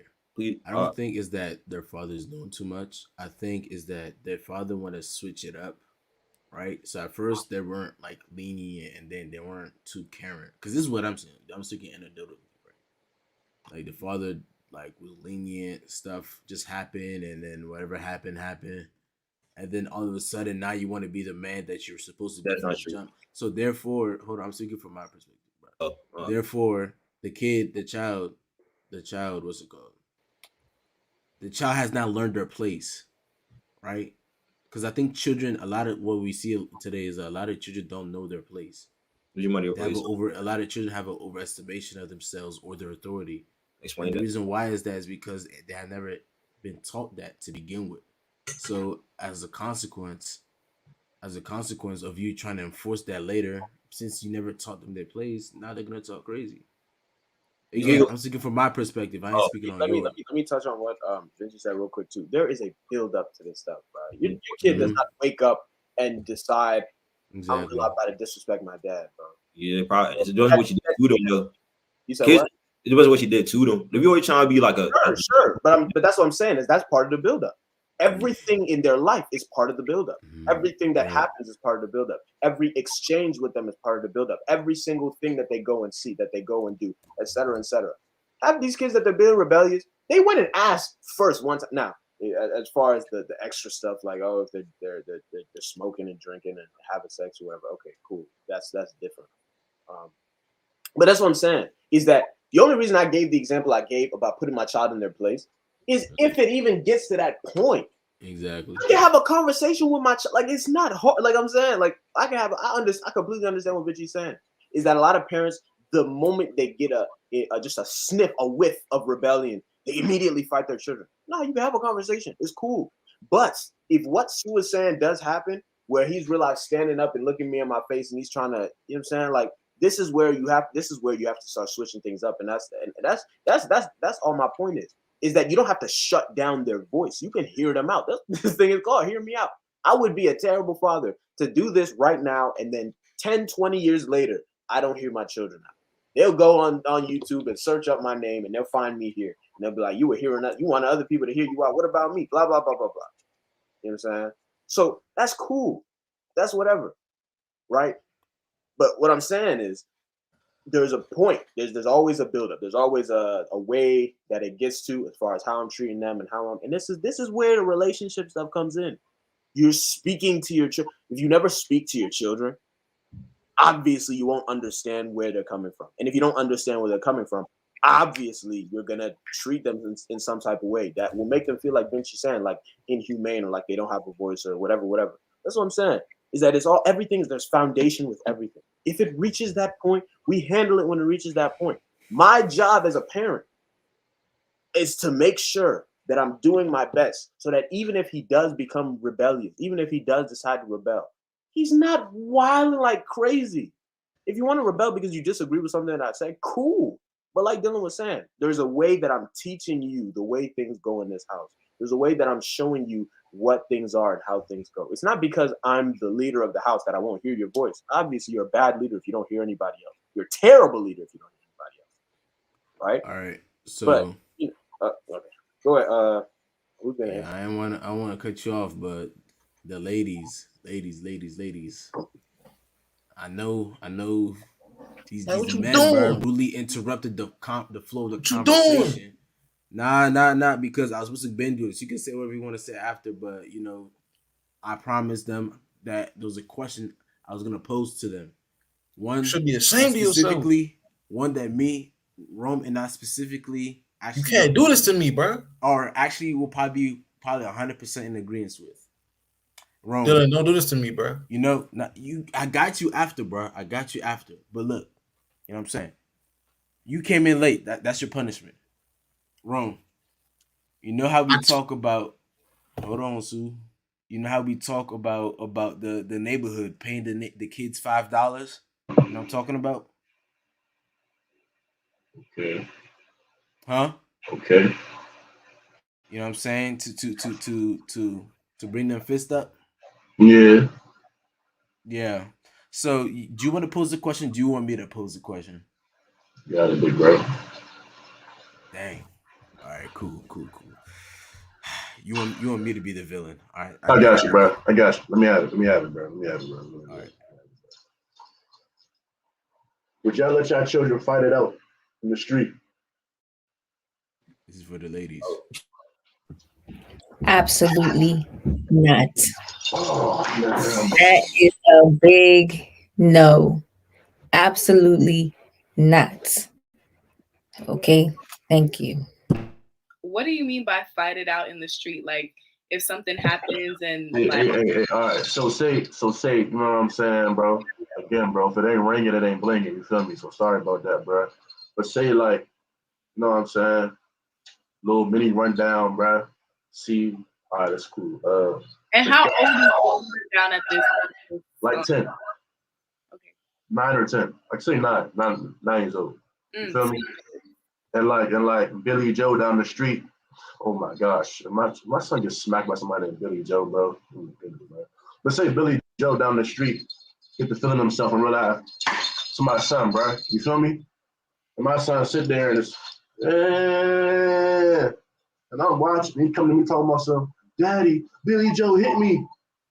I'm gonna do what my father did, boy. He said, go back down there and hit him back, boy. You know what I'm saying? Now, obviously, bro. You know what I'm saying? That wasn't as fruitful, bro, because I started swinging that cuz and I was missing like crazy, bro, because I was crying and all that, bro. You know what I'm saying? But I'm going to definitely set it up in a way where it's like, all right, yo, Billy Joe, come here, bro. I'm going to have my son right there, bro, and they going to fight it out, bro. You know what I'm saying? Like, in the yard, in the backyard, in the front yard, wherever it may be, bro, but somebody going to have to tap out eventually. You feel me? That's what it's like. And it's going to be supervised. They ain't going to kill each other, but somebody got to leave the weight in there. Yeah. The next time is gonna be Billy Joe and Bob. Next time is gonna multiply every time. What the hell are you talking about, bro? Yeah, I'm sorry. What was that? It's okay. Some jokes don't make the cut. In that specific situation, I feel like, I don't know, 9 years old is a little young to be having your kid going out and fighting somebody. And also, there could, I don't know, there might be something wrong with Billy Joe. Billy Joe might be getting abused at home and now he's trying to do that to other people. I feel like you should talk to the parents and, see what's going on. But okay, but after that, like, let's say they're in middle school or something, I could see why that would be something that, as a man time, needs to happen. But like 9 years old, single digits, it's a no from me. Hey, Excuse me, real quick. Let me break something down to it real quick, Dylan. Real quick. Go You know ahead. what I'm saying? Go If it ahead. ain't ringing, it ain't blinging. You feel me, bro? One more time, bro. You know what I'm saying? But you gotta peep, bro. Understand, you see it too, so you can't even deny it. When male children, bro, are born, bro, when they start to walk and all of that, bro, you put them in the same room, they're going to tussle. They're going to fight. They're going to want to exert their dominance without them even knowing that they're exerting their dominance, bro. They're going to do it, bro, because that's just in their nature. You feel me? They're It's going to hit each natural. other. They're going to slap each other. They're going to wrestle. You feel me? Now, some children, you know what I'm saying? Some boys, bro, they get to a point, depending on what father they have or the environment they're growing up in, they know that they're exerting their dominance, bro. You feel me? They know if I go smack micro rundown, my mini rundown, bro, I'm gonna make him my son, bro. You know what I'm saying, son? And it comes to a point where you have to teach your child at an early age, bro. Teach them how to not be submissive, bro, to another man, son. To not be like made a punk, bro, or a little girl, bro, to another man, bro. You know what I'm saying, son? This ain't a middle school thing. This is an elementary, probably before that type of thing. You feel me? Because at the end of the day, bro, like, if I wait till middle school to teach him that, I'm doing him a disservice, bro. You know what I'm saying? It's gonna come natural for other boys, bro. With him, bro, he's just gonna be like taking endless L's, bro. You feel me? But I feel like Cause Pete, my bad, real quick, my bad, shorty, my bad, bro. Young lady, my bad, bro. You feel me? Age of 9 to 10, bro. You know what I'm saying? I had to learn. I ain't gonna get into the story, but let's just say, bro. You know what I'm saying? I was thrown into that pack of wolves. Woke up, bro. Had a knot on my temple, bro. You know what I'm saying? My whole face was sore, bro. You know what I'm saying? And like, although that night I hated it, then I wanted to cry and break down in the middle of the street, bro. When I woke up, bro, my face all bruised, bro. I felt like a real stepper, bro. You know what I'm saying? I felt like some life just got into me, bro. Like I wish somebody would try me again, bro. You know what I'm saying, son? And not saying I was going around beating up kids, bro, but I had a certain like air, bro. A certain dominance, a certain aura, bro. You know what I'm saying, son? That when I walked into a room, I knew, bro, I wasn't no punk, bro. And therefore, people, other children can feel that. And they're not going to mess with you based on that. Rarely got bullied, bro. Rarely, bro. You know what I'm saying? And I was a very skinny child, bro. Matter of fact, I fought high schoolers as a middle schooler. You know what I'm saying? I don't think Dylan was there, bro, but I made that my life I remember. my life's mission, bro. I remember Fighting juniors, bro, when I was in the 8th or 7th grade. You feel me? But yeah, though. I guess I could understand that because I don't really know the world of men. I don't know when y'all figure out how to fight or when y'all learn how to fight or whatever. So young. I can understand that, I guess. So I feel like there is such thing as too young though, and I also feel like if you teach a kid that too young, they're gonna start fighting people just cause, and that's not a good. I don't feel like that's a good value to instill in them. I feel like you can teach them, and I also feel like you can teach them how to fight without having them fight other kids. So this is the My thing, right? thing is, Go ahead. my thing is it really necessary? Like, is it Yes. really Yes. necessary? If Yes, I it know that is. I'm going to be able to provide my child in growing, like I said, I grew up in DC, like, so I understand, like, people, Dang, doxing this man. Dang. why? Dang. What's wrong with that? What You is wrong doxing. with You're fired. what is That's doxing? it. What is doxing? What is Yeah, I wrong just with thought. that? But like I'm saying, Don't like, be I dropping think maybe people's like locations though. like in some neighborhoods, you need to you might need to learn how to defend yourself a little bit because it's not safe. So you need to learn how to defend yourself. But if you are raising them in a place that they're not gonna really need to know that like, it's my son. Like, I carry this child. I'm just gonna give him away and go fight. Like, and just go fight. Like, I'm not about to do that. And just so that way he can come back to me and he's bruised, he's injured. Like, it could cause a whole bunch of problems. Like, going to send him out fighting with unprofessional, like, people that they're just angry, putting all my anger on my child, instilling that anger in my child so that way he can, like, no. If I want him to learn how to defend himself, I will put him in places where he can learn how to fight properly, where he can learn how to defend himself. And I'm sorry. No, hold on. No, hold on.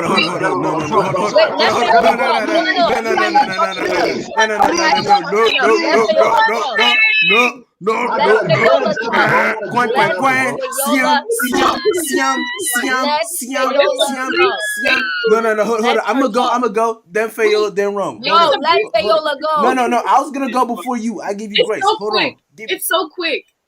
It's so quick. You got 10 seconds. You got 10 seconds. And let's say you do put your child in that position and something really drastic happens.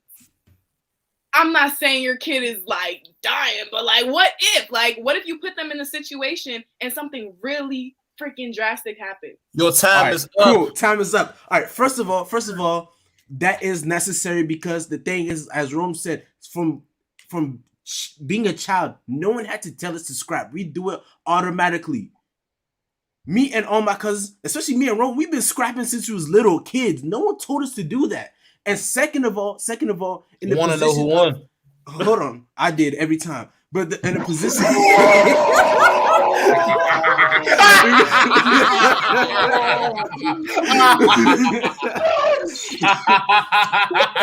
and when we talk about in the position, hold on, bro. I got you. Hold up, bro. But look at this, bro. Look at this. And then when it coming down to, they shouldn't be fighting in the streets or whatever. First of all, no, you don't have to be in the streets or in the trenches to learn that, because look, I had to do it, and like Rome said, the difference between Rome and I is that I did it and my parents didn't know, which was worse. I did it, my parents didn't know, which the chances of me getting hurt and the chances of me having worse consequences was worse because my parents were never present, right? But the thing is the thing about manhood. The child is gonna do it regardless. Better you be there than not there. It's gonna happen regardless. Second of all, dang, I forgot what I was gonna say. This man messed up my train of thoughts. God dang it. What did she say? What's her last point?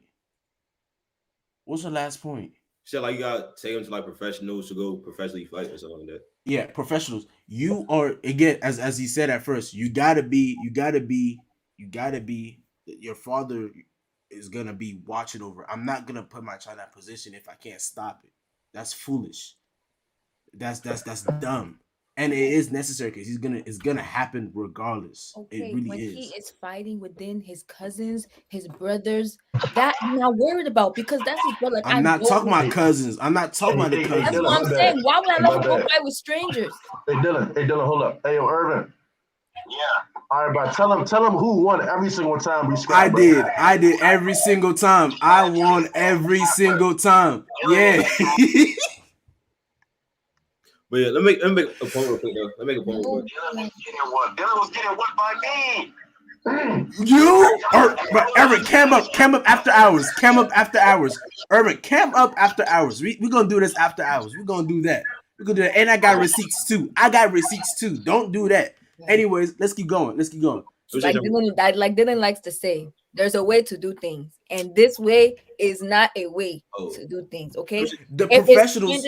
How do I know that person I'm going to send my son to go and fight has it? How do I know, like, he's not planning to do something else? You're gonna supervise. You're not gonna supervise. Once I send him off into the hands of somebody else, it's no longer in my control. That's not yours. The male that's there is gonna be in control.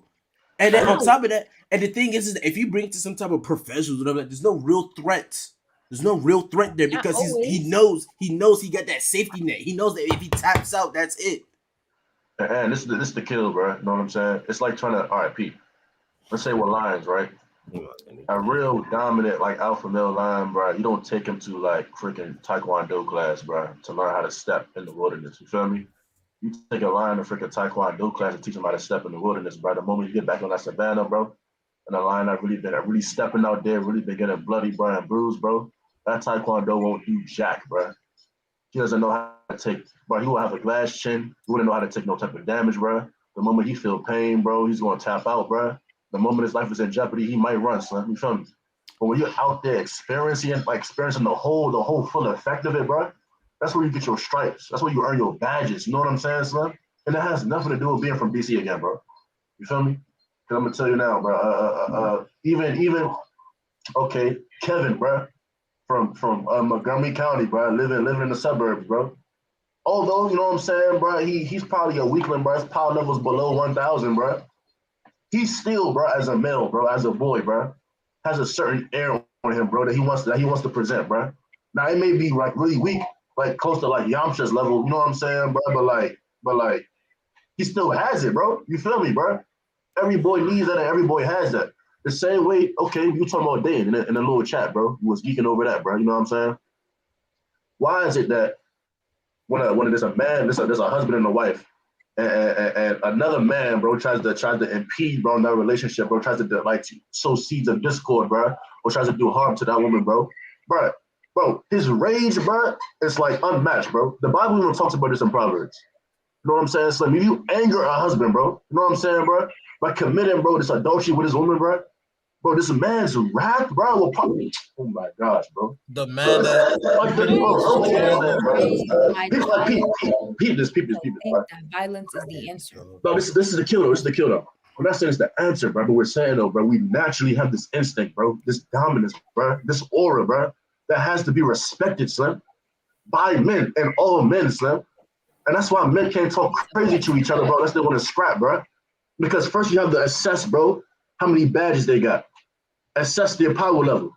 Assess their strikes, bro. You know what I'm saying, Slim? Then you make your move. But if you know, bro, that power level's over 9,000, bro, and he's with the ultra instinct, bro, you know what I'm saying, Slim? You don't mess with that. Using Dragon Ball Z. You don't mess with that. You guys have to slide. But peep this, listen, bro. If your son is learning this in taekwondo, jiu-jitsu, bro, your little karate class, bro, I'm gonna tell you now, bro, that power level will be falls, bro. It will be equivalent to the full Super Saiyan, bro, that Goku tapped into, bro. When the Super Saiyan was first mentioned, bro. It will be false. It will be so false. It will be so false, bro, that he'll probably do better drunk fighting, bro, than sober fighting, bro. You know what I'm saying? Because at least he can low-key tap into something, bro. We taking this kid to freaking karate class, bro. We're not learning how to make sushi and chop burritos, bro. No, bro. You know what I'm saying? No, bro. I'm saying, bro. Hold up, bro. And I feel you, bro. But I don't feel you. I understand you, bro, because you're a woman. You're a woman, that's bro. all it is. Watch by your mouth. Hold up. I would want my wife, bro, to feel this way. I would want my wife to feel this way. Hold on, Rom. So it's cool, bro. But at the same time, bro, you can't impede on the male becoming a man, bro. The boy becoming a man, bro. Like, you can't do that. Know about what a karate, somebody who does karate, somebody who does taekwondo taps into, like, when they fight. Like, how would you know? You've never been in that. Hold on. For my PG kids, for all my PG kids, I seen so many Kim's Karate kids. Those kids that used to take the bus to Kim's Karate, I see them get whooped over and over and over again. That belt, they mean nothing. All them Kim's Karate kids meant nothing. And the reason why this is natural. You don't have to like it. It is. This man Sue's an old man, bro. He's a whole back scratch. You don't have to like it, but it's gonna happen. Rather it be in the presence of someone that's gonna take control of it than it happening when no one is watching. Right? And then on top of that, it translates, as he says, that aura, y'all females, that aura, y'all look for that aura in a man all the time. The sense that he could protect you, the sense that if there's any threat of violence that he's going to be able to take care of that does not happen as soon as they just hit puberty. No, it builds slowly as they're a child. So that presence, that aura that he has, that authority, that where other men see him, they respect it. Because the thing is, us men, each time we see other men, We already have an assessment, like Room said, the power level. Like Loki, we have an instinctual power level meter in here. I be seeing. I promise you, like I ain't even trying jazz, bro. I ain't trying jazz, bro. Rome, you can confirm this too, bro. You see other dudes, bro. You don't even mind. You don't even acknowledge their authority, bro. Nothing. And that once in a while, when you see that guy, that you like, oh, that's a man right there, bro. You respect it. Am I lying?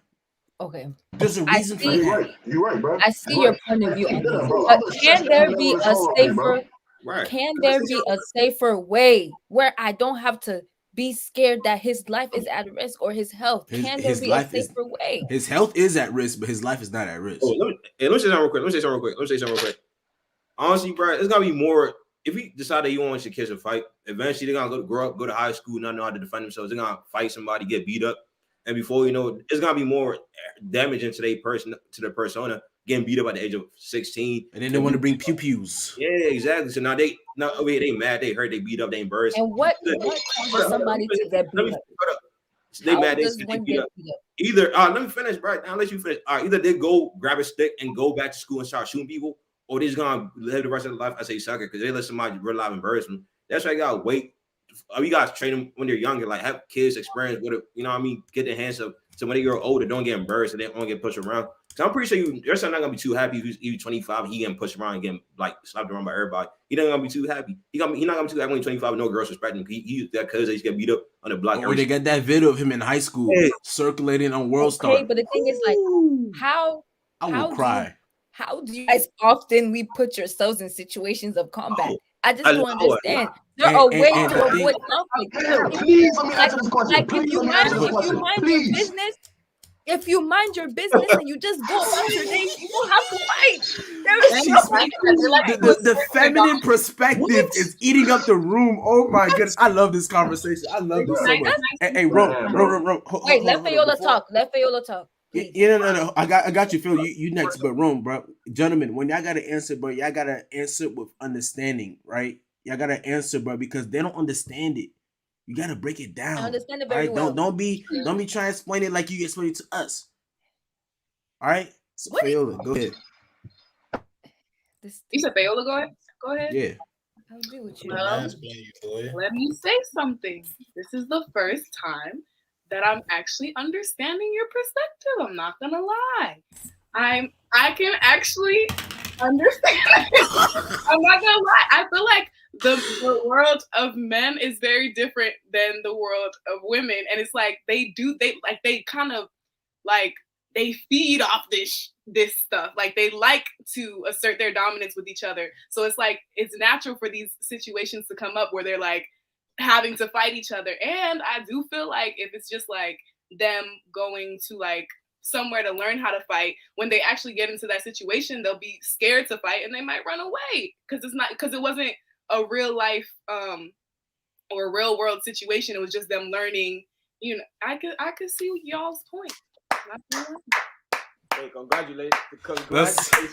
Let's all give one special round. I'm ashamed even that I can see y'all's point. That's wild. Wow. Listen.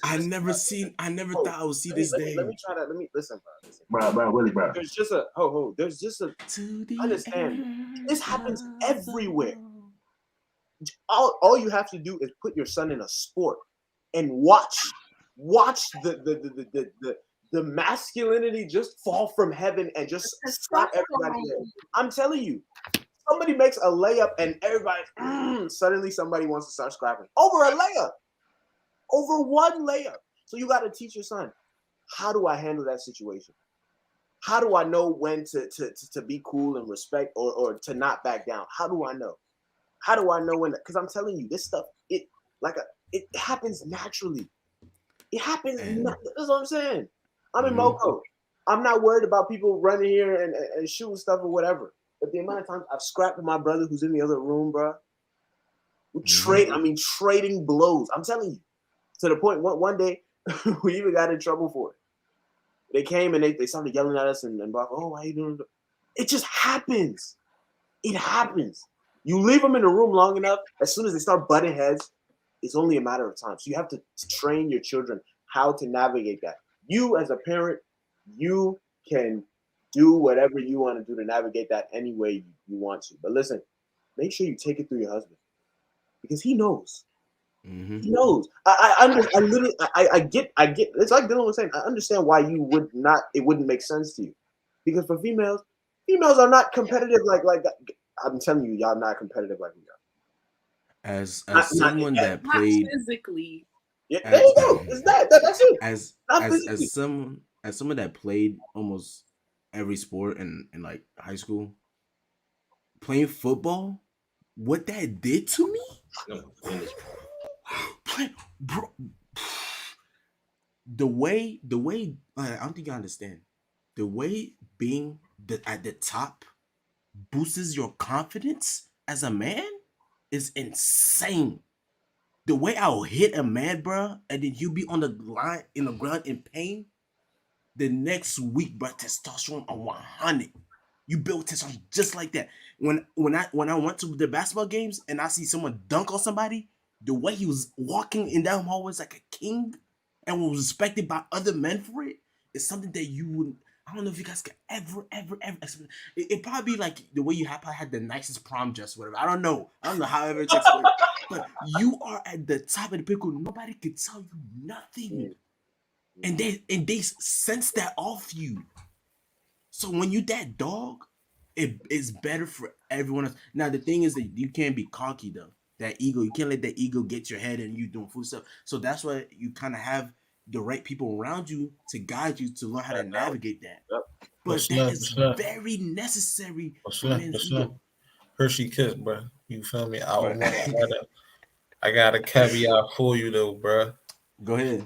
Everything that you're talking about is definitely a double-edged sword, though, bro. It is, because, bro, you know that boost of T. You feel me? Like nobody knows T like me, bro. No pun intended. Feel me? Oh my God. But like, nah, that's for real. Like, Hey yo, when you lose to your rivals, bro, it's like you might wake up without that, if you know what I mean, bro. Like it's a very damaging experience at the same time. You know what I mean? Like your levels of male hormone is literally like on your wins and losses with your encounters with other men and your rivals. Like, bro, I lost a devastating playoff game back in November. We thought we were gonna win the state championship, bro. We thought we was gonna step on these guys after they escaped us in 2019, but bro, Yo, that's not funny. Just to come there, bro. Just for a Groundhog Day, bro. So I woke up, looked down, and like you feel, if you know what I mean, bro. It wasn't. You know what I'm saying, bro? Mm-hmm. I get it, It's bro. very good for your health that you get out there, compete, and find a way to win, bro. It's imperative for your health and your lifespan as well that you get out, that you find a way to get out there, compete, and win, bro. As a man. So, bro, hold on, bro. Go ahead. I'm about to put them on, bro. Hold on, let me take the blame off, bro. Damn, slap chains, bro. Sheesh. All right. All right, bro. You feel me? All right, cool, bro. You know what I'm saying? That's how it works, bro. Now, obviously, like what he said, bro, it has to be navigated, right? You know what I'm saying? The father, the brother, whoever it may be, bro, has to direct that in a wise way, so your son will end up in jail or doing stupid stuff in the future. You know what I'm saying? But you got to understand, though, like, you can prevent this as well, bro, by starting at an early age. Because the power level has to rise, bro. And imagine, bro, a 25-year-old man trying to raise his power level, bro, by trying to fight people, bro. But he would go to prison, bro. Maximum security, bro. You know what I'm saying, bro? Yeah, DC jail, whatever, bro. You know what I'm saying? Not seen the light of day again, bro. Trying to exert his masculinity on some random dude in the street, bro. Because his parents didn't take the time to do it when he was younger, bro. You know what I'm saying? So there has to be like a certain power level built, bro. You know what I'm saying? Like each time your son, bro, that child, bro, encounters something, bro. You know what I'm saying? Let me put it like this. A dude from the suburbs versus a dude from the trenches, bro. The power level of the dude from the trenches, bro, is going to be higher than the guy from the suburbs, bro. You know why? Because of experience. You feel me? It will get to a time, bro, where the dude from the trenches, he won't even have to do anything but walk into a room. And every male will assess, bro, his power level, bro. But they're not just assessing the power level, they're assessing the experience, bro, that this man has, bro. But it flows off of him. You feel me? To a point where men won't even talk to him crazy or look at him funny, bro. We treat him with honor and respect regardless of where he goes, bro.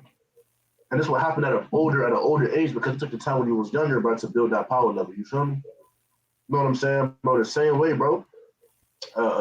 Sue, bro. I evaluate this man's power level almost every time I meet him, bro. Now, I don't want to wreck Sue, bro, but I always have that in the back of my mind, bro. If I fight this joker, bro, it's going to be a good fight. You feel me? You know what I'm saying, son? But I make sure I don't cross no boundaries or cuz, though. Because I know, though, if I fight this man, bro, you know what I'm saying, I'm gonna be in for a rude awakening, bro, if I'm not careful. That's how we think. Experiences matter, so you feel me, bro? You know what I'm saying, son?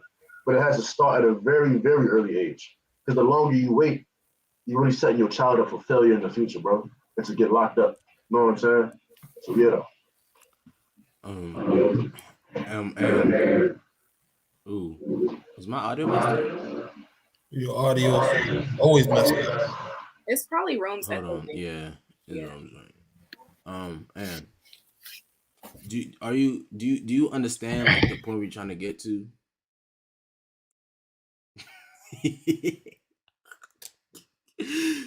Do you get it though? Like, We will simply agree to disagree. Bruh. That's all. hold on, Reggie. Hold on. That's not productive. The thing is, Sure it isn't. the thing is, as I say this all the time. For a man to do anything in life, to be successful at a day, but if you don't, bruh, most men, actually not even most men need to go through a rite of passage. For men to be successful, they gotta go through struggle. Men gain from struggle. We thrive through struggle. Our scars make us better. They're a representation of what we went through, and we're better for it, right?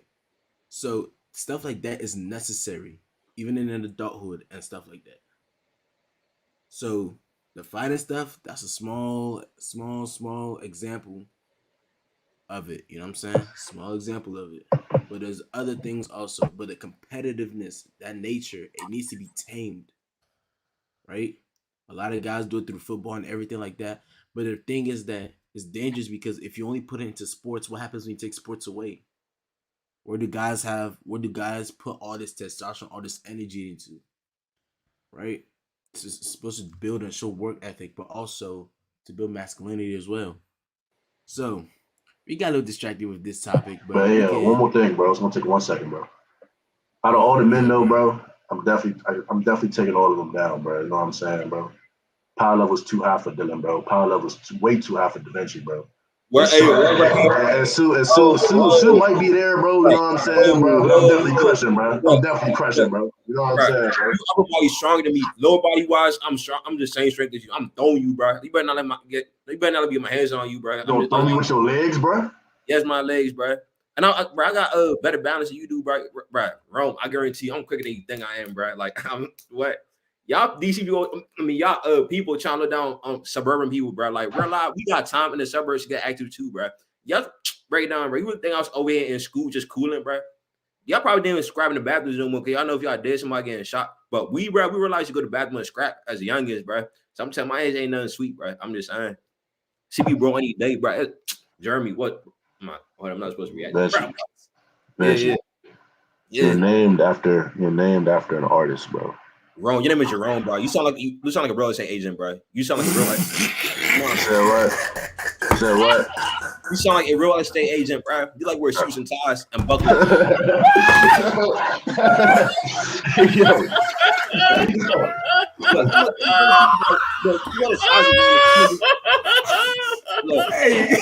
Hey, all right, cool.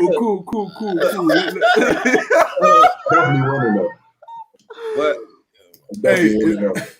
1v3 battle, bro. I'm taking the trophy, bro. Hey, let's move on, bro. Let's Hold move on, on, bro. Let's say one thing real quick. Hold on. I'm gonna Let's Whoa, Dylan. Nah. This is after our stuff. This is after our stuff. You know what I'm saying? Hey, if you're just now tuning in, welcome to the Hear Me Out Network. You know what I'm saying? The greatest network, the greatest podcast we have over here. You know what I'm saying? We got a little derailed, but look, hey, see us in after hours. You know what I'm saying? We're gonna break it down to you guys. You know, the Cubs and the Lions situation, right?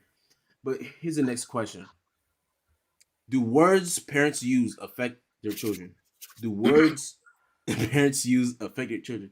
So as it relates, is that like how do the words that these parents use? Dang, I was just about to restate it. But what are the effects of tone and words and demeanor and stuff like that? How do those affect children? Vinci, bro. As a person who's had some not so kind words said to me from people in my family, I would let you know words definitely do affect you. Gets to the point in time, it's like, dang, bro, like y'all supposed to be my foundation. Y'all over here saying this stuff right here. And it really gets you like questioning like the whole like concept of like family and like ethics and like just relationships for a while. Cause it's like, dang, bro, like if these people claim who's supposed to be the ones who take care of me saying these words to me, then is that what really feel about me? And if these people who are like ordained to take care of me feel that way about me, then what is my worth? Like, am I really worth something? Am I being a hindrance to them? And if I'm being a hindrance to people who brought me into the world, who was supposed to take care of me, then am I a hindrance to everybody else in the world? And they could really like leave in a really dark place. You eventually like you get mature, you start to like not let the words really like hurt you no more. But like it definitely do hurt though. It definitely do, like, especially from your parents. Like my teacher could have called me like all them words, I would not care because a teacher. And even my close friends, I would not care. But the fact my parents call me them words, bro, it's like, dang, bro. Like, that was a low blow. All right. Fiola.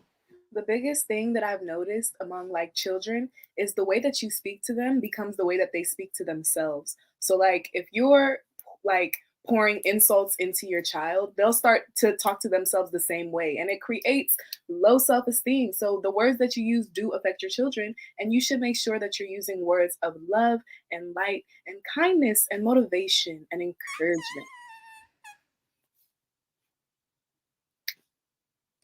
All right. And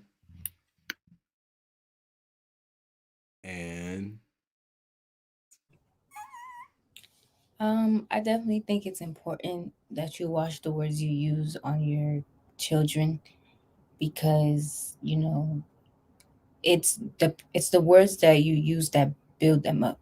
You build them up with your words, and you could also tear them with your words. So you have to be very careful on the things that you say to your child, especially in times of anger. Even when that kid did the most, you want to say everything that you can imagine saying. You have to be wise, because I think somebody said it, but somebody said that, I'm pretty sure each and every single one of us have something that somebody said to us years ago, and it's still stuck with us today, whether it be good or whether it be bad. But that just shows the importance of words, that words have on people, your children, even yourself. The way you speak about yourself, it will change the way, like Viola said, it will affect the way you talk about yourself. So yeah, very important. Can I say something real quick to add to that? Love and light and kindness and motivation. Exactly. Oh, Sue, you get it. But dang, you made me lose my train of thought. No, I was gonna say something so profound. It's okay. We'll come back to it. all right, Sue, since you're so excited anyways, let's hear your perspective. Me? Yeah. Why you cheesing? Let's hear it, bro. I thought you forgot I was here.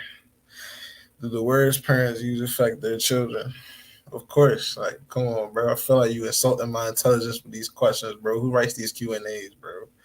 But anyway, yeah, of course, bro. Like, until you get to that age where your peers' influences become the most powerful influences, yeah, for the most part, what your parents say will affect your child, will affect the child some type of way. Wow, it's quite the question, All bro. right. And I ain't gonna lie to you, bro. Like, Mr. Rundown. I, I remember what I was gonna say. Can I say Did it? you? Did you Real, remember? I remember it real quick. But All like right. we were saying earlier, like children are like sponges. So like the things that you pour into them are the things that they're going to like, you know, soak in and believe about themselves. You want them to believe good stuff about themselves. All right. Rundown. But you feel me? Simple answer. You feel me? Yes, yes, and yes. Uh, Parents definitely gotta watch what you say to your child. No matter how mad or angry you are, bro. Make sure it's calculated, bro. Even if you spit out a negative word, bro, make sure that negative word is gonna reap some positive results in the future. You feel me? Like, if you say the wrong thing, bro, I assure you, children don't forget at all. So you know what I'm saying, bro? And like, who said? I think it was Viola. Sadly, I agree with her. You know what I'm saying, bro? Like, What is going this is on the kid. today? Whoa. Nah, I'm not talking about the light love nonsense, bro. She can have that, bro. I'm talking about the I'm talking about the part where she's like, you keep telling your child a certain thing, they're gonna end up like talking that way, bro. They're gonna end up talking that way about themselves. You feel me? Like, you keep calling your child like, I don't know, bro, something random, bro. They will tell themselves that eventually. At first, they will reject it, bro, but it'll get to a certain point where they will start to insult themselves, bro. You know what I'm saying, son? It will kill their self-esteem, bro. But at the same time, bro, it's like, I don't know. Just know what you're doing. You feel me? I ain't saying, bro, add a whole bunch of sugar, bro, because too much sugar ain't good for you, bro. It has to be some salt there. You know what I'm saying?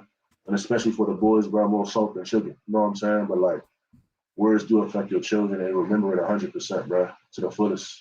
The day, the time, bro. How you look when you said it and all, bro. But yeah, Yeah. What do you Ain't guys much. mean by oh, I'm sorry. What do you guys mean by salt? Because like even if you're like it doesn't have to be love, light, and da da da. Da. But it's like even with your sons, like you should be encouraging them and motivating them and filling them with like, you know, but that's the so kill. so it's very bitter. That's the kill, though. Like, you can't keep encouraging and motivating your son, bro. At a certain point, that's ridiculous, bro. You know what I'm saying? So Becomes a crutch. they have to get to Becomes a a point. crutch. You have to let your son, bro, motivate and encourage himself, bro. You know what I'm saying, Slim? Now, every now and then, bro, you know what I'm saying? When you least expect it, bro, say like, son, you're a champion, bro. Like, son, like you're this, you're that. You know what I'm saying, bro? Son, bro. But like, don't keep doing that, though. You know what I'm saying? Make it to a point where like exactly. you saying that, bro, is like a treat to him. You know what I'm saying? But don't say it to a point where it's like, bro, like he's relying on you and depending on you for your encouragement to be the best that he can be, bro. You know what I'm saying? Because at the end of the day, bro, boys, men, bro, have to do it on their own, bro, and they have to encourage themselves, cause Just when they get knocked down in society, just bro, when their money is gone, bro, when men are calling them losers and clowns, bro, because they failed as a man, bro, in a certain aspect, bro, they have to get back up on their own, bro. When a male lion, bro, loses his pride, bro, because another lion came and dominated, bro. You know what I'm saying? Most times that lion's gonna die due to battle, bro. But like that lion's not gonna go out like no punk, bro. He's not gonna call on his past father lion, but to say motivate me, dad. Nah, bro. That has to be learned, though. You feel me? but just like how Fiona said, that the words that you speak onto your child is the words that they will repeat back to themselves. So you must still be telling them good things, so that way, yeah, when you are not available, when you are not there, they will remember the things that you have said to them. Even my own mom, like, she has always told me that, and everything you put your mind to, you can accomplish. You are capable to do anything you want to do in this world if you put your mind to it. And she said that to me ever since I was young. And right, even now she doesn't say it as much, but come back in my head. It will still replay in my head. Everything I want to do, if I just put my mind to it, I can achieve it.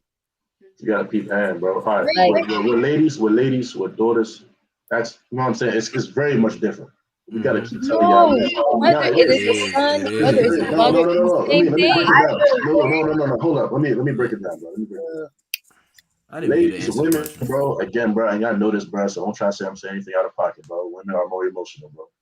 You know what I'm saying? So y'all need the affirmation, bro. Y'all need to. Let him finish the point. Hold up, bro.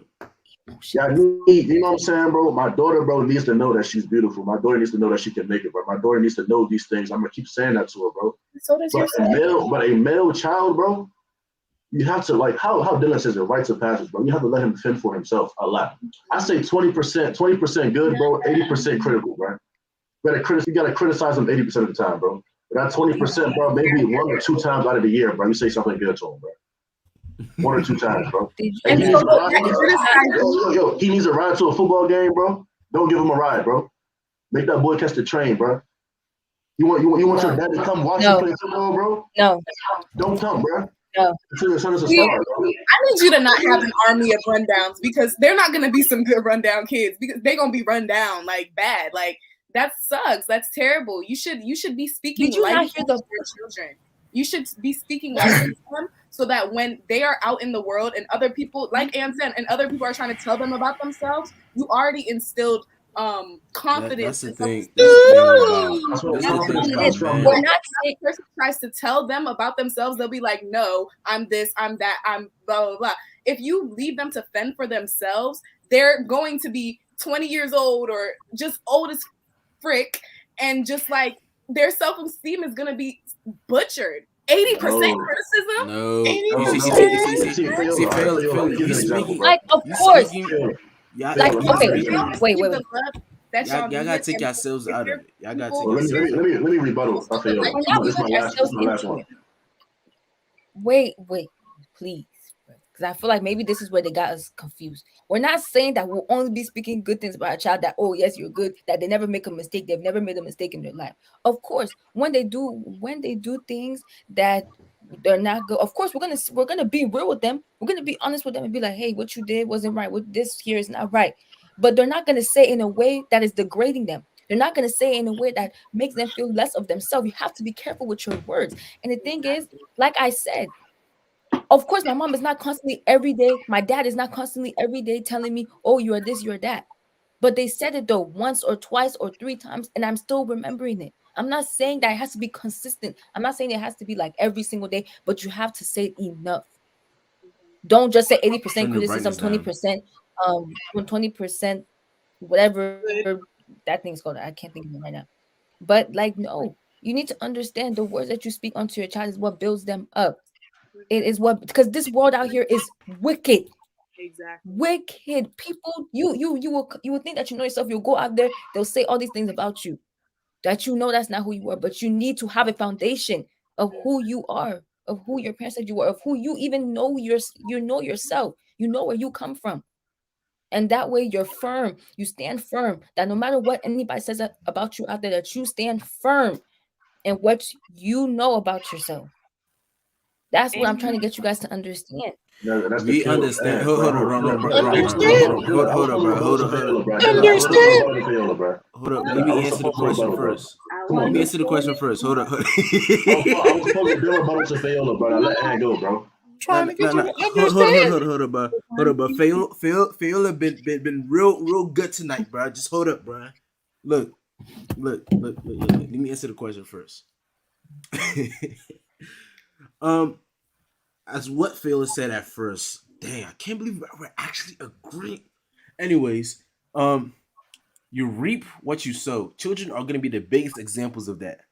Wherever you point to them, they're gonna reflect that. Whoever you are, your character is gonna show right through them. Children are gonna expose you through them. Mm-hmm. Now, so that's why it's important how you talk to them. Now, as to this conversation that we're having right now, bruh, and you're not getting it. There's a difference between women, I'll never get it. boys, and women as they grow up. There's a point where, okay, yeah, they're just children, they have fun and everything like that. It's cool, they draw on walls and that blah, blah, blah. But there's a point where they start to separate, right? They start to separate. Whereas now you start to instill certain values into them, right? You teach them how to be a woman. You teach them how to be ladylike. You teach them how to do this and that. And you teach the man starts taking care of that. So It's what the we're same telling you, thing. hold on. No, it's not the same thing. You see, listen to understand, not to respond. The reason why. Now Rome jazzed it. Rome jazzed it with the whole metro thing, right? But listen, keep telling these words of affirmation to a man. It's gonna become a crutch for him. It's gonna become a crutch for him. He's gonna rely on it. No. It's true. It's true. What we're saying is absolutely true because he needs to learn how to go fend for himself eventually. He's gonna have to do that for himself eventually. And That's the point. oh, can you wait? No, you're And making me truth hot. is that You're making me no, because you're not letting me finish my point. Listen to understand. And the truth is, as you said earlier, the world is tough, right? That's why 75% of self-deletion are men. Because what? Living this world as a male, as much as feminists try to make it seem the other way, is very tough and it's very hard. You get the blame for everything and you get the credit for nothing, right? Living this world, you have all the expectations to be perfect, right? And then when you do good, you don't get rewarded for it. So your child, the boy, has to learn from that from a very young age. That no matter what you're doing, I'm not gonna validate you because you did good. I mean, imagine if I expected validation for every little thing I did. Trust me, I will not. I will fold in this world. No, hold up. Y'all responding way too quick. Y'all responding way too quick. You don't speak if that's enough. So it needs to become an expectation to be good. It needs to be an expectation to become great. I'm not gonna keep holding your hand, keep cheering you on. Yes, great job. No, it becomes an expectation for you to show up. And I tell that to a lot of young men. A lot of young men ask, "Oh, Dylan, how you do this? How you do that?" Show up without them telling you anything. Show up without any reward. Show up, do the work. Work without pay. A lot of young men don't know how to do that. That's the problem. But we're over here trying to validate every single little thing a young man does. No, we don't live in this world for validation because you will never get enough of it. No matter the hardest working men on earth will never get enough validation, even for their own mothers. So they need to learn how to thrive and operate in this world without that validation. Ladies, y'all love that validation and it makes y'all love it and y'all thrive in it. And y'all almost need it. And when y'all don't get it, y'all cry. When y'all don't get it, y'all cry about it and Who cries? About it. Y'all cry about it. Can I speak? Literally a couple shows ago, Phil was like, "Why you guys not validating me?" And stuff like No, don't you dare! Don't you dare, because you know what that conversation was. But the thing is, that don't you the reason he has the audacity. The reason why we talk about all these things, such as the fighting, the sports, and all this and that, is to be able to put that work. I mean, I'll be baffled. If I want to practice for anything, and then someone comes up to me and say, "Good job, you went to practice and give me a box of donuts." I will slap that person. That's not what we're saying. I feel like you're genuinely misunderstanding the point that we were making. We literally said we're not babying them. We're not validating them every single time they do something good. Of course, we're speaking life into them, but we're not grabbing their hand and saying, "Oh, good job," every single time they do something good. We're saying that we are speaking life into them. We are encouraging them, motivating them, and telling them good things about themselves, telling them the strengths that we see in them. Because if you tell them, I mean, of course, acknowledge the weaknesses. But if you're constantly just criticizing, the world is already going to criticize your child. So why would you, in turn, do that? Your home needs to be a safe space for that. I do not want my. You see, that's a fallacy because home is not a safe. Wait, I wasn't done. Erroneous calculation. Okay, she wasn't done. Go ahead. So that when they go out into the world, like I keep saying, when they go out into the world and the world tries to criticize them and tell them about themselves, they're going to have a good foundation of who they are and of confidence and of self-esteem because y'all built that in your child. The hell? Like, I'm not going to drive my son or my daughter to hate me. I don't want them to have anything against me. I don't want to be like my mother never told me that. My dad never. I don't Double. want that. You I getting both want of to them. listen. You gotta put the bush in there for James. There will come a You're time right. in a child's life where they will be broken. Something happened and they are broken. Whether if it's a son, maybe that game was really important to him. That game meant everything to him, and he didn't win that game. I mean, I don't know anything about sports, so just a reference. Like something happened where it really crushed them. And when your kid is crushed, when your kid is going through a tough time, you have to be there. You have to be there in that time to lift them back up. Once you lift them back up, then of course you send them on their way. They will be able to do what they have to do. I don't want to push my child away from me, that when he needs me the most, or she needs me the most, she's gonna be scared to come to me because she's scared that I'm gonna be telling her, I'm just gonna be criticizing her. Bro, I need to be a safe space for my child. I need to be able to comfort them. Of course, if they're in the wrong, I will let them know that okay, this one you did wrong, but Hey, this gentlemen, one you y'all did need to wrong. But take in next consideration time that go these about it like women. this. I won't Dylan, just you- criticize. Yeah, let me I go. won't just criticize I'm without gonna giving let you a go. solution. I won't just criticize without giving a solution. I will I criticize, hear but I will you. give them Let her finish. something to do. I have to be that safe space, because if I'm not the safe space, if my husband is not the safe space, who is the safe space? You want to go and cry at a random woman's feet, at another woman's feet? Yep. You want to go and cry at your Yep. girlfriend's feet? I need my Like, roots. come on. Yeah. So the You should girlfriend not won't be respect them teaching no your more. children to hate themselves. I need me a root. Say that. You guys keep talking about how if a man cried in front of his wife, his girlfriend, he's no longer respected. So if it's something is happening, he really needs to express where is he gonna go? God. Nowhere. But the thing is gentlemen, let Oh me my tell y'all gosh, let something. me go, bro. I'm about to. But before you go, I need to give y'all a little PSA, bro. The thing is that what they're saying, bro, they're demonstrating extreme femininity, bro. And we're not trying to get you guys. Hold up. There's a difference between It's a good femininity thing. It's a good thing. Instead of stressing, Let him finish. Let him finish. like it's a great thing. It's a good thing. Oh, wear as a badge of honor. Be proud. Smile. It's a good thing. We're not trying to get you guys to change your mind or anything like that. Or at least I'm not. Oh please, that's always your Trying to show you guys. We're trying to help you guys understand why this happened. The reason behind all this and that. You will probably never understand, but nevertheless, you understand. You don't understand. You like or you don't like is necessary, and it shall happen. Now, Rome, go ahead. Thank you, bro. Ooh, get off the foot. Thank you, bro. Appreciate you. What I want to say, man. This is where what I'm saying. Yeah, this is where I kind of diverted off into the whole criticizing thing, bro. You know what I'm saying?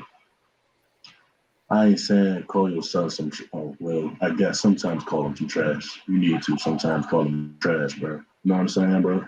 Well, understand, trash. Call your son. Well, not you. Wednesday and Saturday, you gotta take it out. You feel Did your parents call you trash? Man, That's none of your business, bro. You answer these types of questions, bro. You know what I'm saying? The way your parents poured into you are going to be the way you pour into your kids, and it's not always going to be healthy. Voila. So this is the thing, though. This is the thing. And Fayola, I would not want y'all to ever change your mindset, because end of the day, there has to be a balance there. You know what I'm saying? End of the day, bro, that child, the son has to be able to have to come to that mother, bro. You know what I'm saying? And say, Exactly. You know what I'm saying? This is the way I'm feeling, bro. You know what I'm saying?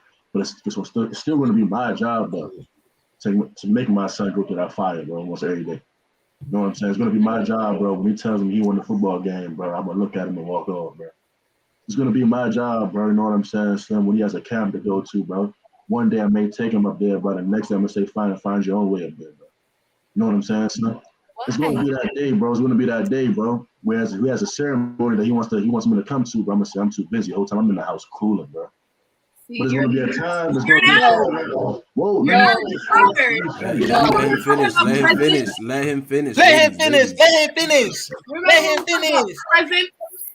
Let him finish. Your kid's going to Sue, we getting all forehead. That causes so much damage. You don't even know. So much damage. Let me finish, bro. In the beginning, bro, when a father does that to his son, bro, don't, bro. Of course, the son will cry his eyeballs out. Not in front of the dad, bro. But he's gonna cry, bro. You know what I'm saying? Son, he's gonna feel hurt. Because obviously, men and women, bro. You know what I'm saying? They're emotional beings regardless, bro. You know what I'm saying, son? He's gonna cry. He's gonna cry like pretty often. You feel me? But like through continuously doing that, he's gonna learn, bro. He's gonna learn that, bro, validation is not necessary, bro. Right, man, bro. Yeah, bro. Hey, bro, Dylan, bro, work that mute button, bro. I'm about to. I'm really about to. Y'all was when Ann was speaking. Let him finish. So. Oh, hold up. It's gonna be a time where that child is gonna eventually learn, bro. I don't need to be validated, bro, in order to like be successful for you. It's gonna be a time, bro, where that child's gonna have an extra edge that the rest of the children don't have, bro. His motor and his drive is gonna be greater, bro. Now, yeah, he's gonna have to give up, okay, some happy times in his childhood, I guess, bro. But it's definitely gonna be worth it in the end, though, bro. I'm gonna tell you why, bro. Because a lot of these children, bro, you know what I'm saying, son? These male boys, bro, these males, bro, that get validated all the time, bro, or don't get criticized enough, bro, that don't have their father show up all the time, bro, in certain areas and certain ceremonies and things like that, bro. Bro, these children, these males tend to burn out fast, bro. They peak really fast, bro. They get to college, bro, or something, bro, they peak, bro. There is no getting better. Their potential is gone, son. But when you build a capacity, bro, as a young man, as a young boy, you have to find his way to certain practices, bro. Find his way to certain areas, bro. You know what I'm saying, Slim? Run, walk in the sleet, snow, hot days in the summertime, bro. When you do that, bro, to that child, bro, yes, you'll probably be traumatized for a little bit, bro. But the benefits, hold up, man. The benefits and the rewards that he will reap, bro, in the end, bro, starting in high school to college, bro, will be ridiculous, bro. Blessings upon blessings will fall on this child. You know why, bro? Because his edge, his toughness, bro, the thickness of his skin, bro, his mentality, bro, is far greater than anybody else. Because he doesn't need validation to go work hard, bro. When somebody, bro, he doesn't need somebody to tell him to go put in extra work, bro. He doesn't need anybody to validate him in order for him to be better, bro. He will naturally do these things, and everybody else will be confused, bro. But they will not understand, bro, that this child has been doing this, bro, since he was a child, bro. Although he was broken, bro. Although he sacrificed a part of his childhood, bro. In the end, bro, he will reap benefits that no other male can reap, bro, because they never went through that as a kid, bro. You get what I'm saying, Slim? He will take off like a rocket. And in the end, although he cursed and hated his father in the beginning, bro, he will call his dad and say, I thank you. I thank you for doing these things. I thank you for being a douchebag. When I thought you were being a douchebag, but the whole time you were helping me. I thank you, bro, for taking the burden as a father, even though you heard me crying in the room, bro. Even though you knew I was upset, even though you knew I was sad, bro, even though that hurts you because I'm still your seed, bro, you still sacrificed that time also, bro, of you being pampering me, bro, so I can be successful, bro. You know what I'm saying? You sacrificed that time, bro, so I can be successful in the future. You feel me, bro? You probably don't feel me, and I don't want you to feel me. Because y'all ladies, you know what I'm saying, Brian? It's cool. And I Stop. Say that one more time. Don't say that. No, hold on. You're gonna trigger me. You're gonna trigger me. Work that mute button, bro. Man time, bro.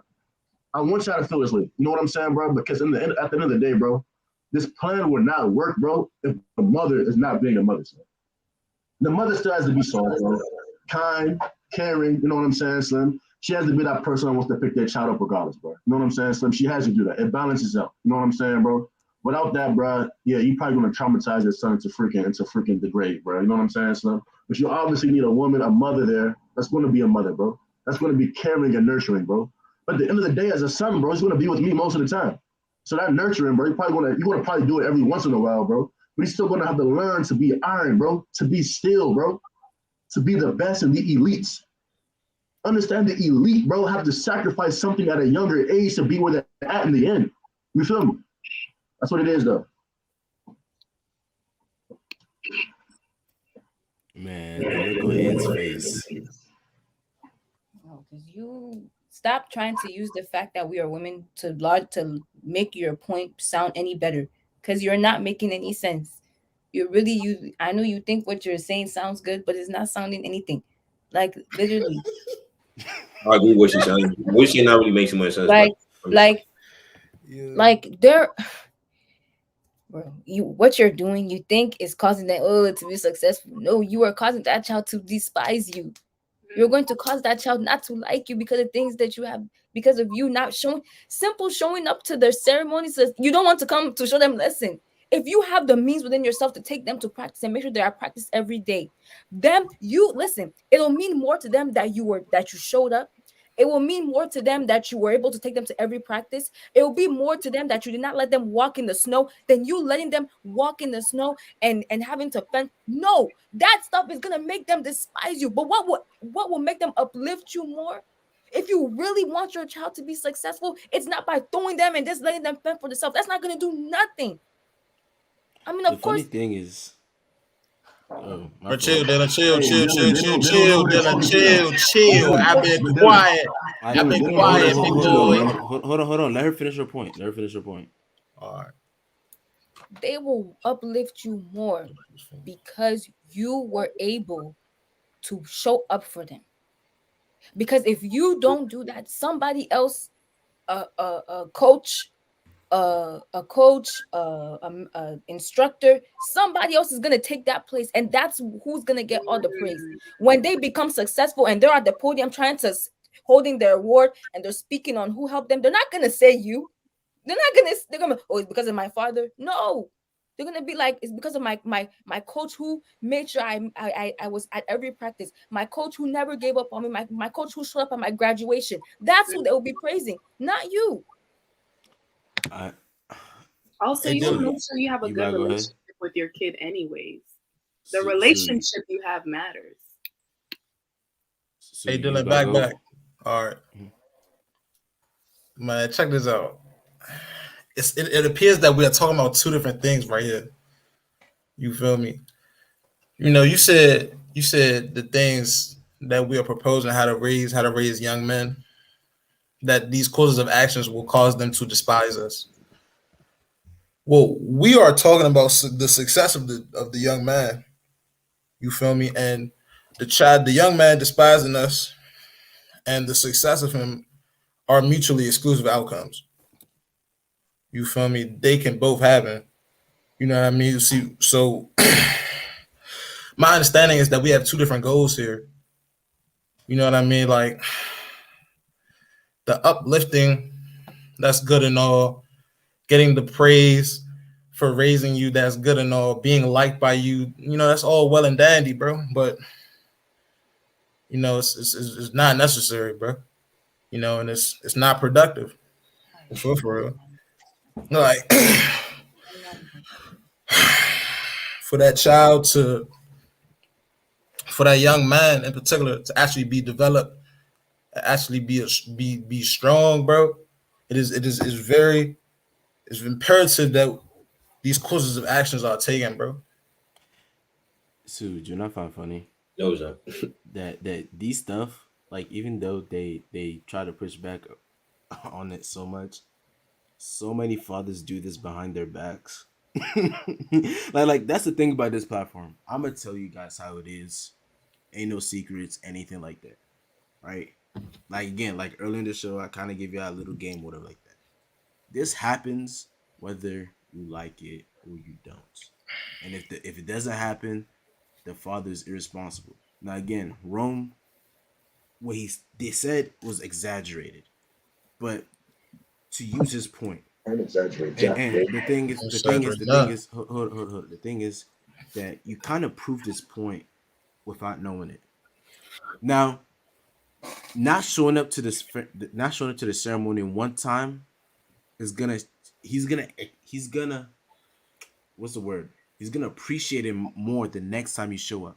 It should not be expected of you to be at that ceremony. It's not saying to never show up to the ceremony, to never bring him to practice, to always have him walk that. That's not what we're talking about. We said do these little things. They're gonna appreciate. The time I had to walk home, the first time I ever had to walk home, I appreciated the car rides way more. There's reasons why we do these things because it builds character. It's not because of being this and that or being cold blooded. And the thing is that I'm sure it hurts most parents. It hurts most fathers to be doing that because they do not want their seed to be at risk like that. It is not for fun. It's not because they want to do, or they try to just no. Is a duty. There's a responsibility that comes for parent as being a parent. You're supposed to instill them values and the tools and the means to be successful. Now, do some parents and fathers take it to extreme? Yes, it happens. Like anything, there's a balance and the right way to do it. So yeah, you missed that one ceremony. Yeah, you want that one game, but the game, that football game that he shows up to, he gonna ball out. He gonna ball out like nothing ever before. He gonna have 20 tackles, It's 3 my best sacks. football game. You know what I'm saying? Same here. My best football game was when my father pulled up. But there's a reason to this. You appreciate these things more.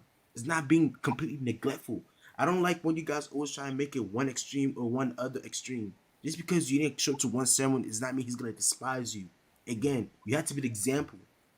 You have to be the example. You still have to show up. It's not neglecting your child and be like, yeah, go just do whatever you want. Then you become a bad vessel. But being a good vessel, there's a balance to everything. You gotta show them the good and the bad. But they have to be willing to operate and be successful even through the bad. That's the point. Thank you, Dylan. Thank you, Dylan. And you know, it's So very good. It's very good that you talked about that all courses of actions will build character in this young man. Which brings me to say that it is without a doubt that your courses of actions will certainly build a sense of entitlements opposed to a sense of character, sense of strong character. He's gonna feel like somebody's supposed to uplift me.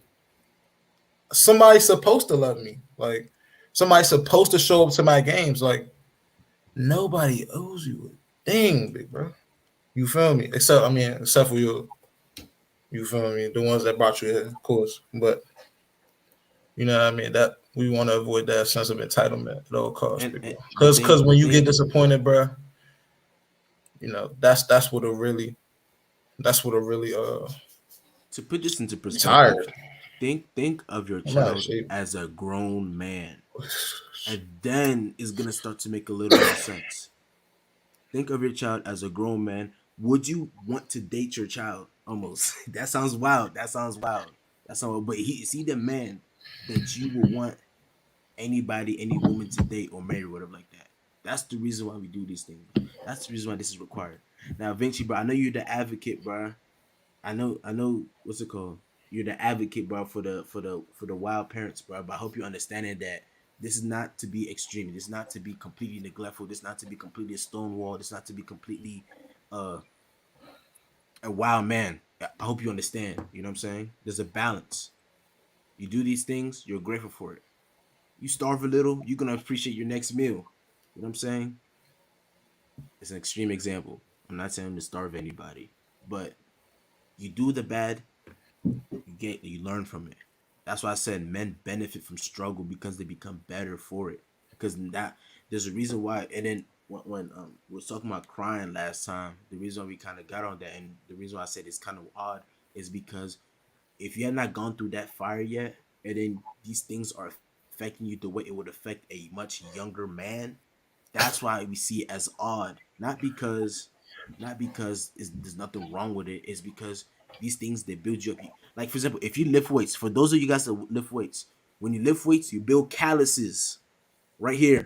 You build calluses right here, right? Which basically means which basically protects your hand because you become stronger. It builds thicker skin. There's a reason for that. So in life, you're supposed to build thicker skin. Therefore, the little stuff don't affect us. That's the reason. That's the purpose. I hope you understand it, bro. I'm about to end this soon. I know after hours about to be real interesting. If y'all want to share, and if y'all want to, you know what I'm saying, tap in and ask any questions, share your thoughts, whatever like that, I'm about to drop the link in the chat.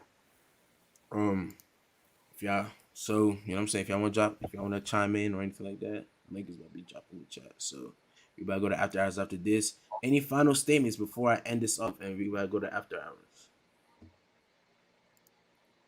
Any questions? Any statements? Speak Going once. life into your children. Speak life into them. Going twice. Ooh. Well, welcome to Hear Me Out Network. It's been Hey, y'all Bible. Hey.